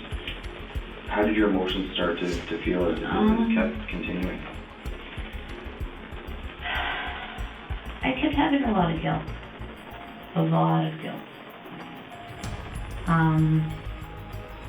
Mary, well, as you'll see, after Mary was Gladys, and after Gladys there was a period of 2 years where I didn't do it. 3 years where I didn't do it. What was going on in your life at that point? I was trying very, very hard to get close to God, to make sure that this wasn't Him, and to just live my life, read the Bible, go to church, and not do that because I didn't want to do it anymore. So I tried very hard. I'm still using a little bit. The hydromorphs? Yeah. And alcohol? Yeah. What was your drink of choice? Rye. Yeah. So I shouldn't say it like that, but I make it sound like it's, yeah, rye. Would you? Rye and Bailey's. Yeah. Yeah, pop a rye and pop down some water. Yeah. Yeah, rye and water. Okay. And typically, how much would you drink in a week? In a week, probably about 8 or 9. Yeah. Yeah. Like shots of rye or? Drinks. I don't know. How many shots. Okay. People expected Evil to look loud or chaotic, but Elizabeth was a different breed altogether. Her chilling detachment from the reality of what she had done never faded, even as the detective carefully sifted through her words, trying to separate any claims of insanity from what looked like calculated awareness. So being that it had been a few years then, when you injected Mrs. Young and you were successful in causing her death, how did it make you feel after those few years that these urges and these feelings had come back? I felt horrible. I felt angry at myself. I felt like I had failed myself. I felt like God had failed me. Did you continue to practice in the church? I continued going to church, yeah. Did you believe in as much as I did, but I was getting very confused. So it was soon after that I went to the pastor and told him what had happened. And he prayed over me. And because he said that was the last thing he would have thought of was me, and his wife was there too, and they prayed over me. And they said to me, now this is God's grace. But if you ever do this again, we will have to turn you into the police. And where would that conversation have taken place? At the church? In their house, at their kitchen table. And I kept going to their church. And how detailed did you with the conversation? Oh, I told him that I was taking people's lives by giving them informal addresses. What were you specific with names? How much influence No. when you were doing this? No. How many people? I don't know if I told him how many people, just that I was doing it and I wanted to stop. And his response was to pray for you and pray over you. He put his hands on me and had to put his hands on me and pray. What religion did that church practice? Okay. Yeah.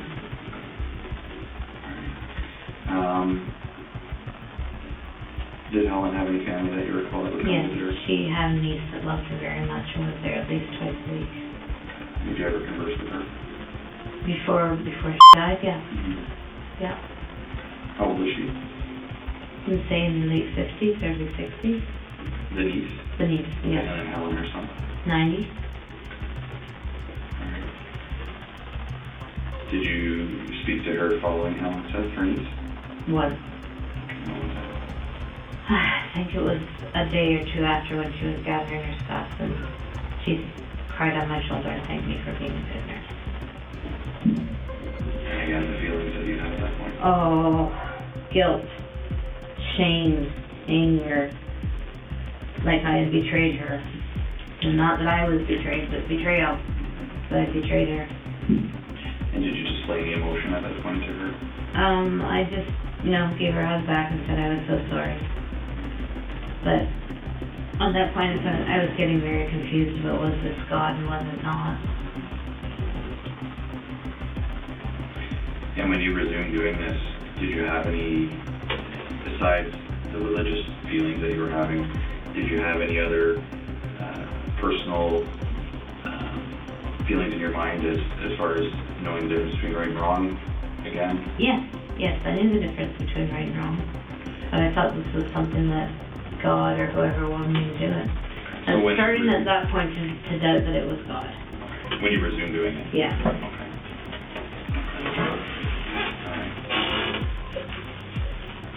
Was anyone working with you on that day that you can recall? The PSWs, but I don't remember their names.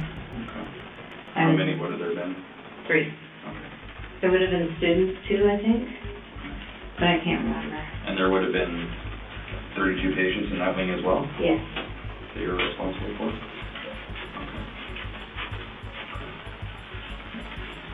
Okay. March of 2014, this is Marine Victoria at Crescent Care. Yes. Tell me about Marine. Maureen was a handful. She would attack other patients. She would pull their hair. She would hit them. She would pinch them. The story never completely broke. It was adjusted, small details slid, timelines softened, and facts bent just enough to protect her. That wasn't fear setting in, it was a strategy. Even when boxed in, she stayed 3 moves ahead, rewriting the narrative as she spoke. And then while I was in the Toronto, while I was in CAMH, well, I told my friend, before everyone, I told my cousin, I told my friend, and I told my friend, and then while I was in CAMH, I told someone who I thought was a friend. They turned around and called the police to make sure that it had really been dealt with. And I understand that he thought he was doing the right thing. I understand that, but he had said, oh, I won't tell anybody, and I was using him as a resource for support, and he turned around. Right. When I'd already, I'd already shared it, so why would he call the police? So why do you think that none of these people confronted police? Maybe they didn't believe me. I don't know. Maybe they thought I was doing more something than the patient wanted done. And as far as believing you, are these close people to you that you've shared other deep, dark secrets with maybe over time? I would say deep dark secrets with lots of stuff, yeah. Because this is a pretty serious thing. Yes, it is. It's horrible. I'm telling you, It's the worst thing. telling these people, I just find it hard to believe that no one would come forward until we're just 5-6 people down the road, right? Yeah. Of having knowledge of it. Yeah, I hear you. Yeah. And everything that you're telling us is the truth. Yes, it is. There's Yes, sir. nothing that's been fabricated, No, sir. No. and you're sure about that. I know, so. What would we find in your home? Did you ever document any of this activity at all? Once in a while I journaled on it. There might be some in my home, but I don't know. Where were I those? think I threw it out. In my, if it's around, it would be in like a spiral binder in either my desk, my other desk, or my whatchamacallit. Come on. You put files, folders in Your there. filing cabinet? Yes, filing cabinet, thank you. Cool. Yeah. And do you live alone? Yes, I do. Yes. Did you want someone to come with me or not? Well, to be honest with you, as part of the investigation, there's already been a search warrant executed at your house. Oh, so the search is already, there's already been a I search don't know what warrant? stage it's at because we've been conversing for quite some time. Okay. It's probably close to being completed. Okay, But I'm just asking because you've been so cooperative. yeah, And again, I do appreciate that. yeah, I really do. It just makes things a lot easier, right? Advising us where certain things might be. And you said you might have thrown them out. yeah. You might not have. I might not have kept them. And then at the very end of my coffee table, there's a box, and it's got pictures and a photo album in it. There might be something in there too. What would be in there? A Trinity writing pad. Okay. What types of things did you document? Just what I had done, how bad I felt when it happened. Just trying to figure out what was going on in my head. Yeah. Searching for answers. Yeah. But you're not sure if you have rid of those or not yet. I thought I got rid of them all, but I don't know if I did for sure. And would there be anything else as far as computer documents or anything like that? There would be, I accessed a computer support group for borderline personality disorder. It would be on that website. Oh, it's just an open forum that you could join and, Yes. and post comments and Yeah. what website was that? I couldn't tell you, but I could find it on my computer. Okay. And would that be something that you'd be willing to share with us? Of course. Give us good time to Yep. look at those documents and computer websites and whatnot. Yeah. What's your tattoo? Hopes and dreams. Does that mean That I have hopes for the future and dreams of the future. As the interrogation neared its end, the officer slipped in a cryptic question and revealed something unsettling. Despite everything, she still had her affairs carefully in order.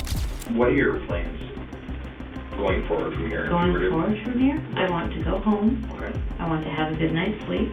Okay. I want to spend Thanksgiving weekend with my family. Okay. And I want to be available to the police at any time they need me. And if I have to come back for trial, I have to come back for trial. I have no plans of leaving. I can surrender my car if you want me to. Are your parents, are you close with your parents? Like what type of Very relationship close. do you have with them? Very, very close. I have to tell them tonight what's happened. With mom and dad? Yes, they know that I've been in the hospital, but I just told them it was for treatment. But yeah, my plan tonight is to go and talk to them one-on-one, like face-to-face, and tell them. What do you think their reaction's gonna be? They're gonna be devastated. What do you I'm gonna plan on staying the night there, so they have access to me. What type of support do you think you're gonna get from there? Eventually, all the support I need. I also plan to go to my AA groups. I had planned on doing 90 meetings in 90 days. And just keep up with, like I plan to, see, one of the things that happens with me is I isolate and then I start to not do well. So I plan to and do the Thanksgiving thing, keep up with my friends, clean my apartment, tell my parents. Those are my plans. I have no plans to leave town. I've done this, and I'm ready to face it, but I would love to go home for a night. I think that's going to happen. Bless you. Okay. I think that's going to happen. As I said at the very, very beginning of this, whatever time we started ago, hours ago, you're not under arrest right now. Okay. Okay, but as you can imagine, okay.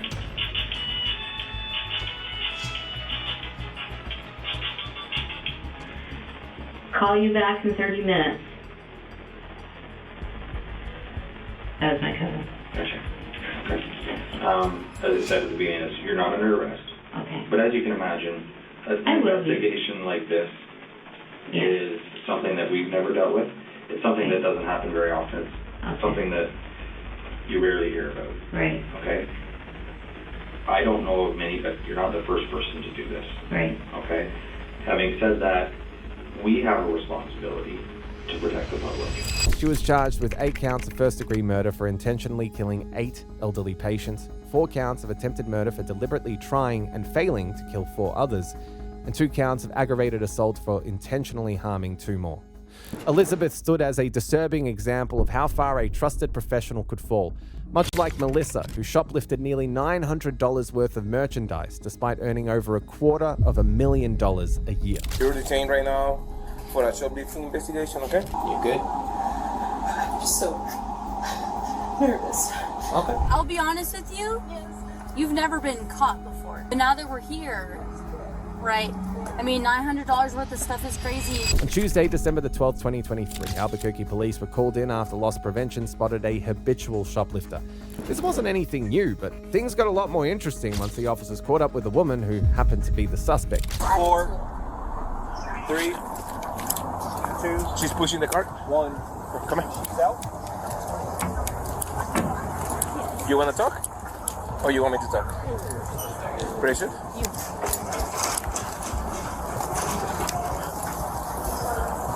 Ma'am, let's go inside. We need to talk to you. You're detained right now for shoplifting, okay? Okay. Let's go inside. Okay. I'll take this. Your hands out of your pocket. Keep your hand out of your pocket. Sorry. Controller? Yep.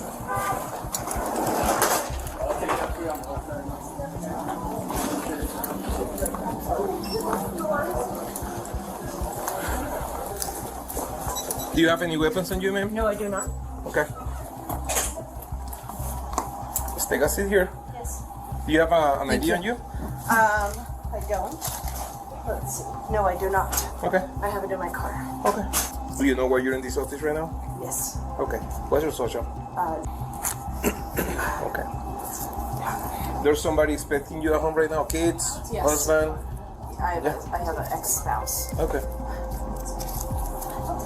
I'm gonna tell you, like I told you when we were coming in, you're detained right now for a shoplifting investigation, okay? So we're gonna see where's the total.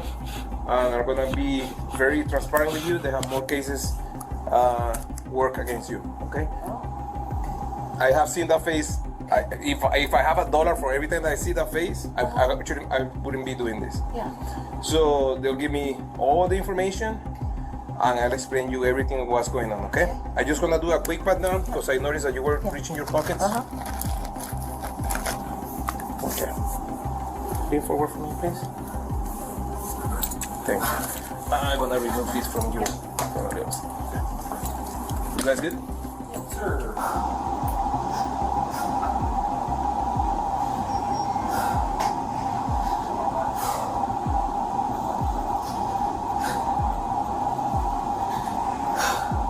Good? I'm just so nervous. Okay. You're all right.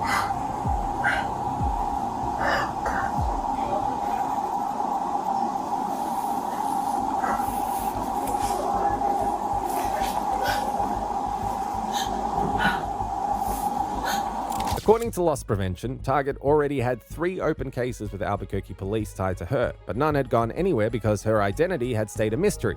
But this time around, that finally changed. The suspect was identified as Melissa Ivers, the Associate Chief Medical Officer for UNM Medical Group. How many cases you have, time? 1, 2, 3, 4. Okay. Yeah, 4 cases. And then, yeah, she's frequent between. I believe there's multiple targets she goes to. You want her to be criminal trespass from this location too? Yes.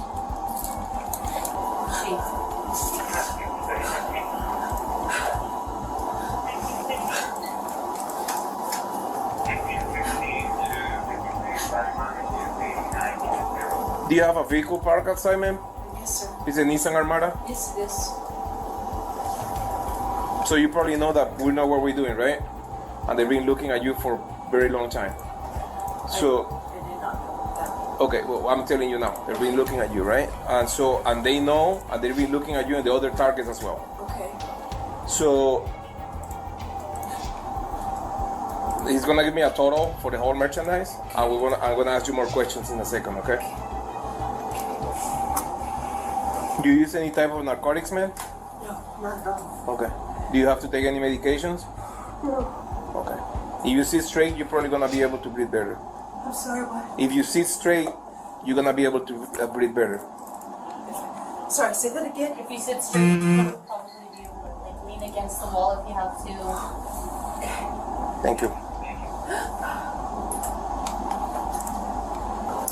And the total, how much was that day? Okay. The day, the total, and the number. Okay.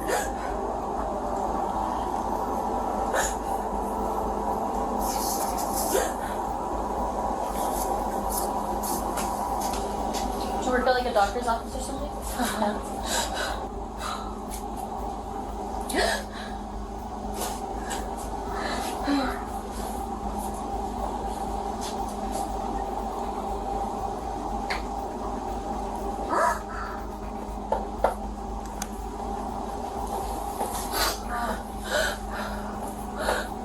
All these Mirandas change. The Mirandas? Yeah. I have the new one. Okay, ma'am, at this point, you're gonna be under arrest for shoplifting, okay? Okay. Within the last 90 days, you've been catching camera, shoplifting around $940, which is in New Mexico, is a felony, okay? So, you also is gonna be criminal trespass from the property. I'll give you your copy in a second, okay? So do me a favor, stand up for me, please. Face away from me. Put your hands behind your back. You can fix your pants. Okay, put your hands behind your back and put your hands together like you're praying. Put your hands together like you're praying. There you go. I already asked you this. You said you don't have any weapons, but I'm gonna ask you again. Do you have any weapons? Do you have any needles on you? No, I don't.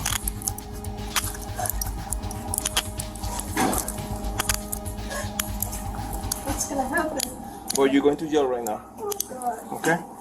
You're going to jail. You're gonna be charged with felony shoplifting right now. Okay? Oh, my God. We'll search you outside, okay? What the case is the total search. Okay. Thank you, guys. According to Target, Melissa had shoplifted from that store 3 separate times in under 30 days, racking up roughly $900 in stolen items, all while public records showed that she was making more than $250,000 a year. I'll give you your copy in a second, Ty, for the city.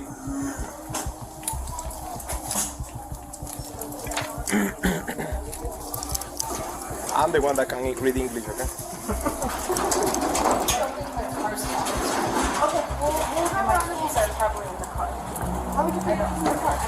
We'll secure your car and make sure it's everything okay. Phone's in the car. Okay. I'm gonna tell you right out of the bat, we cannot enter your vehicle. Okay. The most that we can do is secure your vehicle. So whatever is inside the vehicle, we can't take anything out from it. Okay, so if your phone is in the car, you have to stay in the car. We can make sure the vehicle's locked and tell Target. You can't take the keys out of the car, or you can. We will check. Where's the keys at? I think they're right on my, like right in the center console. Okay. So we'll ask Target if they're okay, if you can leave your vehicle here, because today's Wednesday. And I'm gonna be honest, really honest with you, Melissa, okay? I haven't run your information yet, right? However, in my experience, for shoplifting, even if it's a felony, it's not a violent crime, okay? So you might gonna be out of jail tomorrow afternoon, at the latest Friday, tomorrow or Friday in the morning. So it's not like you're gonna stay in jail for, Oh my God. you know what I mean? I don't have any record of anything. Okay. Well, we'll double check that, okay? Let's face here the vehicle, please. We need to take out everything out of your pockets because you're under arrest, okay? You can take everything out of my pockets. Do you have any more merchandise in you that you didn't pay? I don't think so. Okay. You can stop moving, please. Okay, sorry.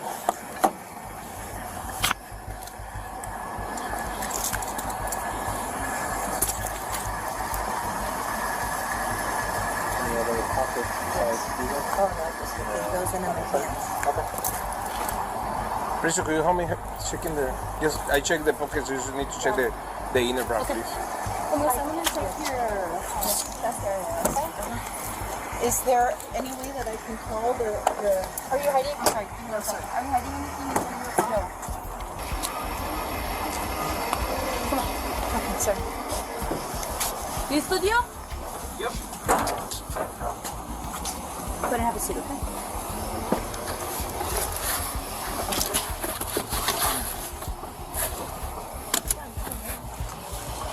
Scoot over a little bit to your right. I'm so sorry. Don't apologize. It happens, ma'am. Just... No, it doesn't. It's just bad. It's so bad. Happens more often than you think. Yeah, but... I'll be honest with you, Melissa. Yes. We're in 2023, Melissa. Yes. You know where's the only place that they don't have cameras? I don't know. In the bathroom. The cameras all over. We have cameras. Yes. They have cameras all over the store. The only reason why you haven't been detained or under arrest before is because when they have called us before, we've been busy. Yeah. But they've been looking for you. Oh, I did not know. But you have $940 already in merchandise, Melissa. You know what I mean? Like, I can't even afford that right now. There's a lot of money. Okay? So I get it, you feel bad now, but there's a little wake-up call for you to stop doing that, okay? Yes, I agree. Okay. Melissa knew that she had just torched her career, but her method of damage control was the last thing anyone would have expected from a doctor. And I won't get out tonight, no? No, there's no... Well, I don't think so, Melissa. I'm being honest with you. Yep, you don't have any record. So that's the dumbest way to get a record in your... Okay. That's okay. I'm not keep... Yeah. You guys are very nice. I'm so sorry that I have to be. Okay, people make mistakes, Melissa, and like my partner mentioned right now, we're here to correct those mistakes, okay? I know. I'm so sorry. It's just, I wish I could. I know you can't, but I wish I could just have a warning, because I've never done this. I mean, I've never gotten in trouble ever, and I just... Well, here's the thing. I'll be honest with you. Yes. You've never been caught before, is the thing, okay? But now that we're here, right? I mean, $900 worth of stuff is crazy. My partner and I can't even go out and buy stuff like that for $900. I mean, there's... It's just so depressing. I mean, I don't know. It's like something that made me feel better or something. Am I going to divorce? And just... Try to hold it together for your boys, okay? Just own up to what you did, right? Own up to it. Yeah, you did it, but now you're paying the consequences to whatever you decided to do, and you're gonna fix it, right? We're not gonna see you shoplifting anymore, right? No. Because we'll remember your face, Melissa, okay? And it'll be a really stupid thing for you to do. Yes, I'm not gonna do it. Perfect. There's no question about it. Perfect. Make sure you show up to court and do everything you have to do, okay?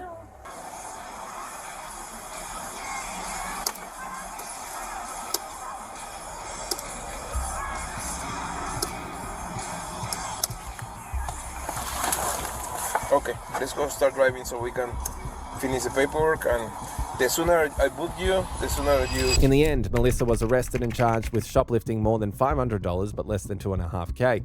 But the case was later dropped after she completed a diversion program. After reporting the incident, she was placed on paid leave and removed from her role by January the 16th, 2024, and her resignation became official on May the 17th.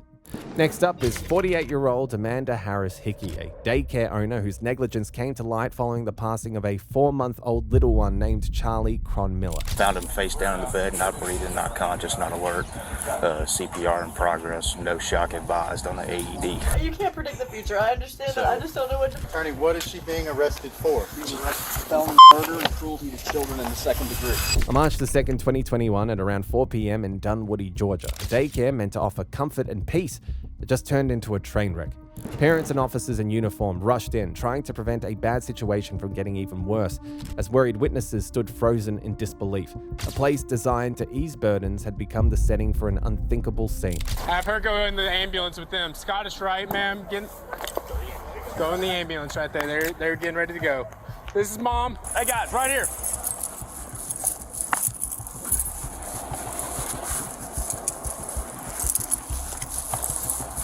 Breathing? Still CPR? Yep. All right. The officers and paramedics rushed into the house and immediately began emergency treatment, clinging to the hope that somehow a miracle could come from nothing but desperation and silent prayers. Face down in the bed. He was laying face down in the bed? Yeah. Clear. Analyzing heart rhythm. Stay clear of patient. Analyzing heart. No shock advised. All right, let's go. Be sure emergency medical services. Is this y'all's child? Investigators later identified the owner of Little Lovey Daycare as 48-year-old Amanda Harris Hickey, and the 4-month-old little one involved was identified as Charles, known to family as Charlie Cron Miller. The investigation took full swing as the detectives began with the most important questions about how it all began. I have a family-owned daycare. This is one of my clients. Okay, have we contacted them yet? No, I haven't called anyone or done anything Okay. yet. Go ahead and call. Yeah, go ahead, let's go ahead and call them. I put him to bed on his back, but his parents stated he could roll over, but I had never seen it. What time did you call 911? I can show you. I was quite Panicky. fucking flipped out. So I dialed it, and then I think I just kept hitting it, and then I think this was them calling me back. Does Charlie suffer from any medical diagnosis that you know of? Okay. And I'm sure you've already talked to other officers. Can you tell me kind of what happened? Charlie was having a normal day. According to his normal schedule, he was scheduled to eat at 3 o'clock. He slept a little, like I hadn't heard from him, so I just let him sleep. And then about 3:40, I went in and found him unresponsive on his stomach. Okay. I put him to sleep on his back. Okay. Unresponsive. I'm still in the process of getting everyone out of bed. So this guy's still sitting here because. So this is the bed that Charlie was in. Okay, I'm just going to take a quick overview of the whole room real quick, and then... Sorry. No, you're fine. You can keep his face out of it, I guess is probably the best thing to do. I don't know. He's not going to be in it. No, okay. There you go. So I laid Charlie on his back, and I found him in the corner. This corner? Like he had rolled here Uh-huh. into this position here. Was there a mat, or is that the mat? This is the mat. That's the mat he was laying on? Hi, buddy.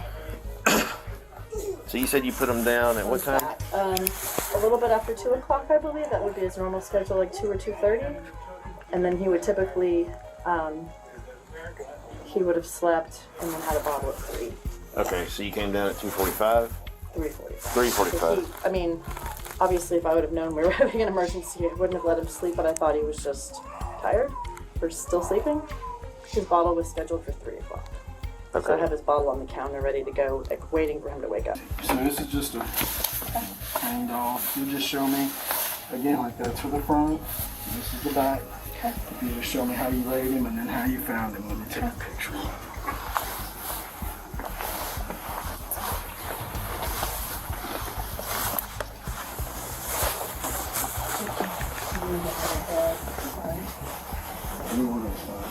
Did you see that? Yeah, I left it open because it needs to be drained. It hadn't. It's not draining through the hose, and the bucket's full. I was going to let you know that. Alright, take a picture of what was from there. Yeah, that's fine. Just so no one thinks that was open. Right. me. No, you're fine. You don't have to move it. That's fine. Right here in fact is good with the lights a little better. Okay. Just show me how you placed them. Sure. And you do a picture and then show me how you found them. Ready? Okay.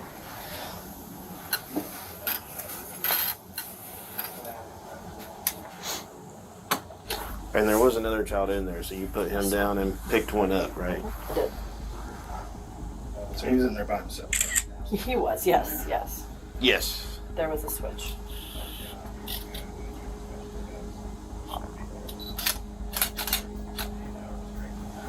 Okay.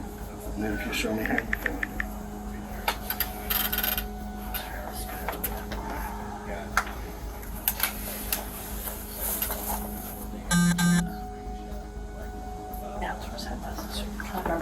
All of her answers sounded carefully tailored, especially when she was asked how she had let the little one lie down, something investigators later realized that she lied about.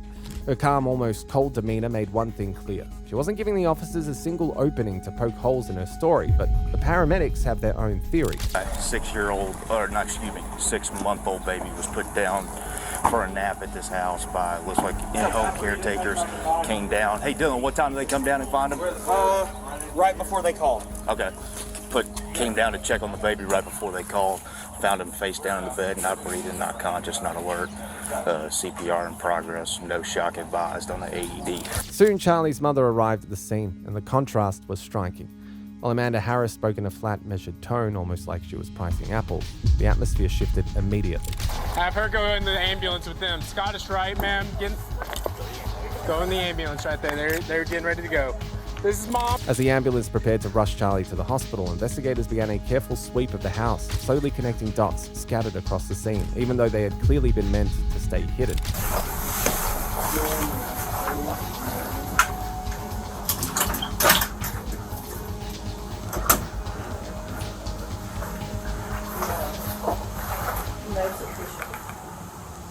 So I noticed you have cameras. I do. They record 24/7, I believe so, yeah. or is it just motion? That's a great question. I'm not positive. Okay, that's okay. Will we be able to access those? I think so. And get the footage? Like the families don't. It's not like something that I share with the family. It's a closed. No, yeah, no, I understand. Where's the mattress pad? She said that was the mattress pad, but it looks like it's... There's no pad in there. I know. That's what I said. But she said that's what he was sleeping on. They're all like that, though.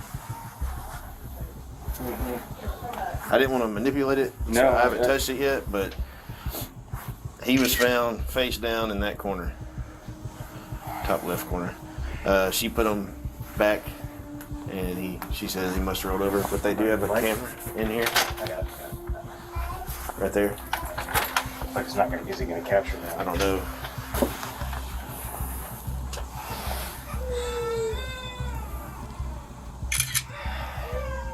See that? Notice that's The discoloration on the pad. Yeah, that's it now. And then the discoloration on the actual, the brown. Yeah. Okay, I was just saying I've seen it was coming. Yeah, go ahead and get the child out. I'm just going to keep looking through for a minute, if that's okay. And I'll be here when you come back. I'm not going anywhere.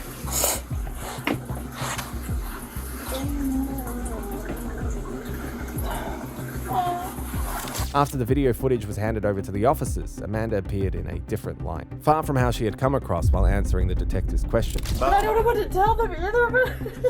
Tell them a baby had an emergency and... I can escort you out when you drop the babies off. And All right. if you have any questions, then I can answer those There you questions go. for you. Okay. We can do that for you to help It's you going out. to be really hard for you to talk. Really hard. Okay. Baby had a medical emergency. You didn't... nothing... I just don't know. I don't know what. Yes, I'll just need an escort. Just give them. So you hear me give them the same message to everybody. I'm not sure what that message is yet, but I need to tell them all something. We had an emergency. What do I tell them? We had an emergency here today, and I'm gonna be closed. Am I closed? I don't. I mean, as of right now, this is just a... I mean, it's all under investigation. We had to figure out kind of a few more things before we can classify it one way or the other. Okay. I don't see any signs of malicious intent here. We're not leaning towards that by no means. But I can't sit here and tell you that without a doubt. You can't predict the future. I understand that. I just don't know what to tell them. To tell them that, that you had an emergency, a child had to be rushed to the hospital, and leave it at that. Technically, you can't share any more information than that right there. So, no, that's all you got to tell them. Yep. Just tell them And if they have questions, our officers here will be glad to help out. And then This is happening. Meanwhile, emergency responders rushed Charlie and his mother to the hospital. This is Mom right here. Okay. Where can I go? Yes, just come in. Okay.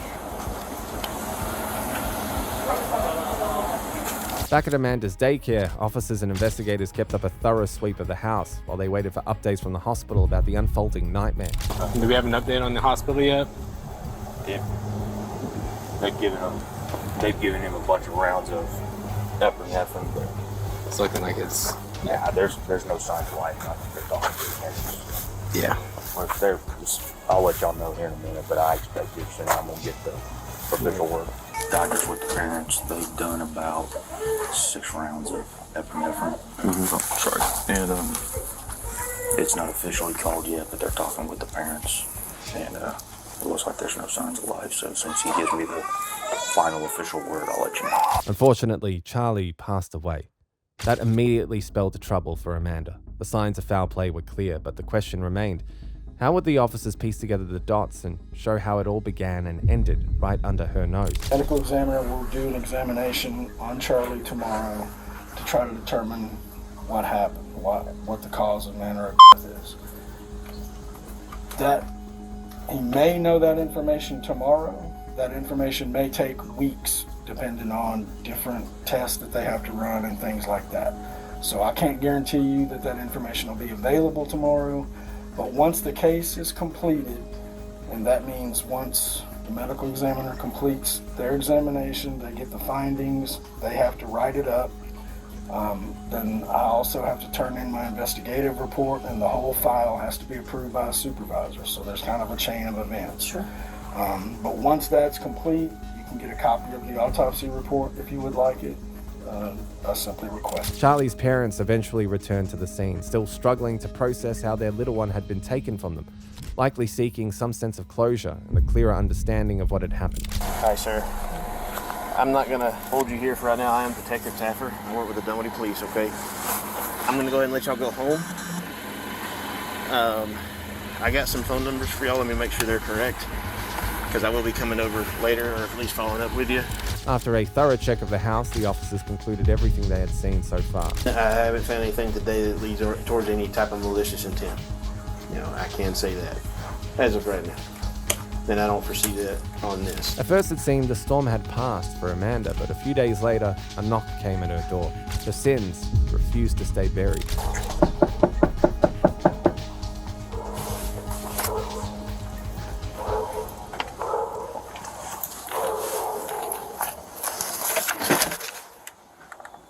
Hey, Miss Amanda.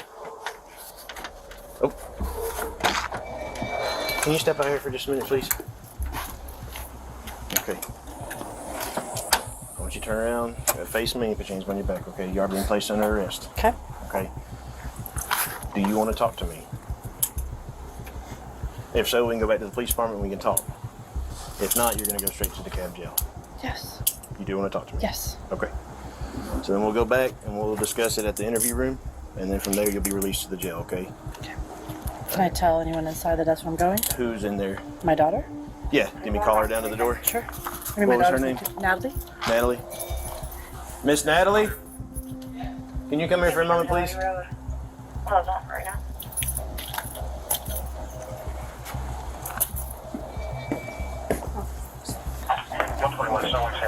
Your mom's going to go with us, okay, to the headquarters for right now. She wants to talk to me, and then from there she'll be turned over to DeKalb County Jail. Once she gets to the jail, she'll be able to make phone calls and call and let you know about bonding and things like that, but it's probably going to be a couple of days before she gets a bond, okay? Okay. So she wanted to let you know. 133 clear Soriano.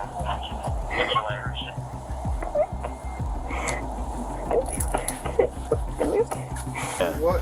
Just so I can tell our attorney, what is she being arrested for? She's arrested for felony murder and cruelty to children in the 2nd degree. Afterwards, she arrived at the station, but Amanda looked like she had come ready for whatever was waiting. Probably need to stop. I didn't hear you say felony. I heard you say felony murder, and I wasn't aware of that. So I probably need somebody else here. So if we need to go, I understand. So you don't want to talk to me? Well, I would love to, but I don't. That is, I think that's big, and I think I need someone else here. Does that make sense? Yeah. Okay. Okay. So you might as well just leave the cuffs on because I need to go. You need to transfer me.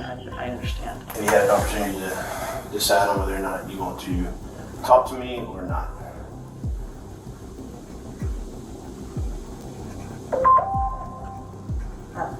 I don't know what to do, so I guess we should just move me along. I think I don't know what the right thing to do is, so I don't know what the right thing to do is. So you don't want to try to talk and get some questions answered? I don't think so. I don't think it's going to change anything at this point, so. Amanda kept her lips sealed, but staying quiet wouldn't be enough to stop what was coming. She was then booked into the county jail. What's your last name? Hickey, Hickey.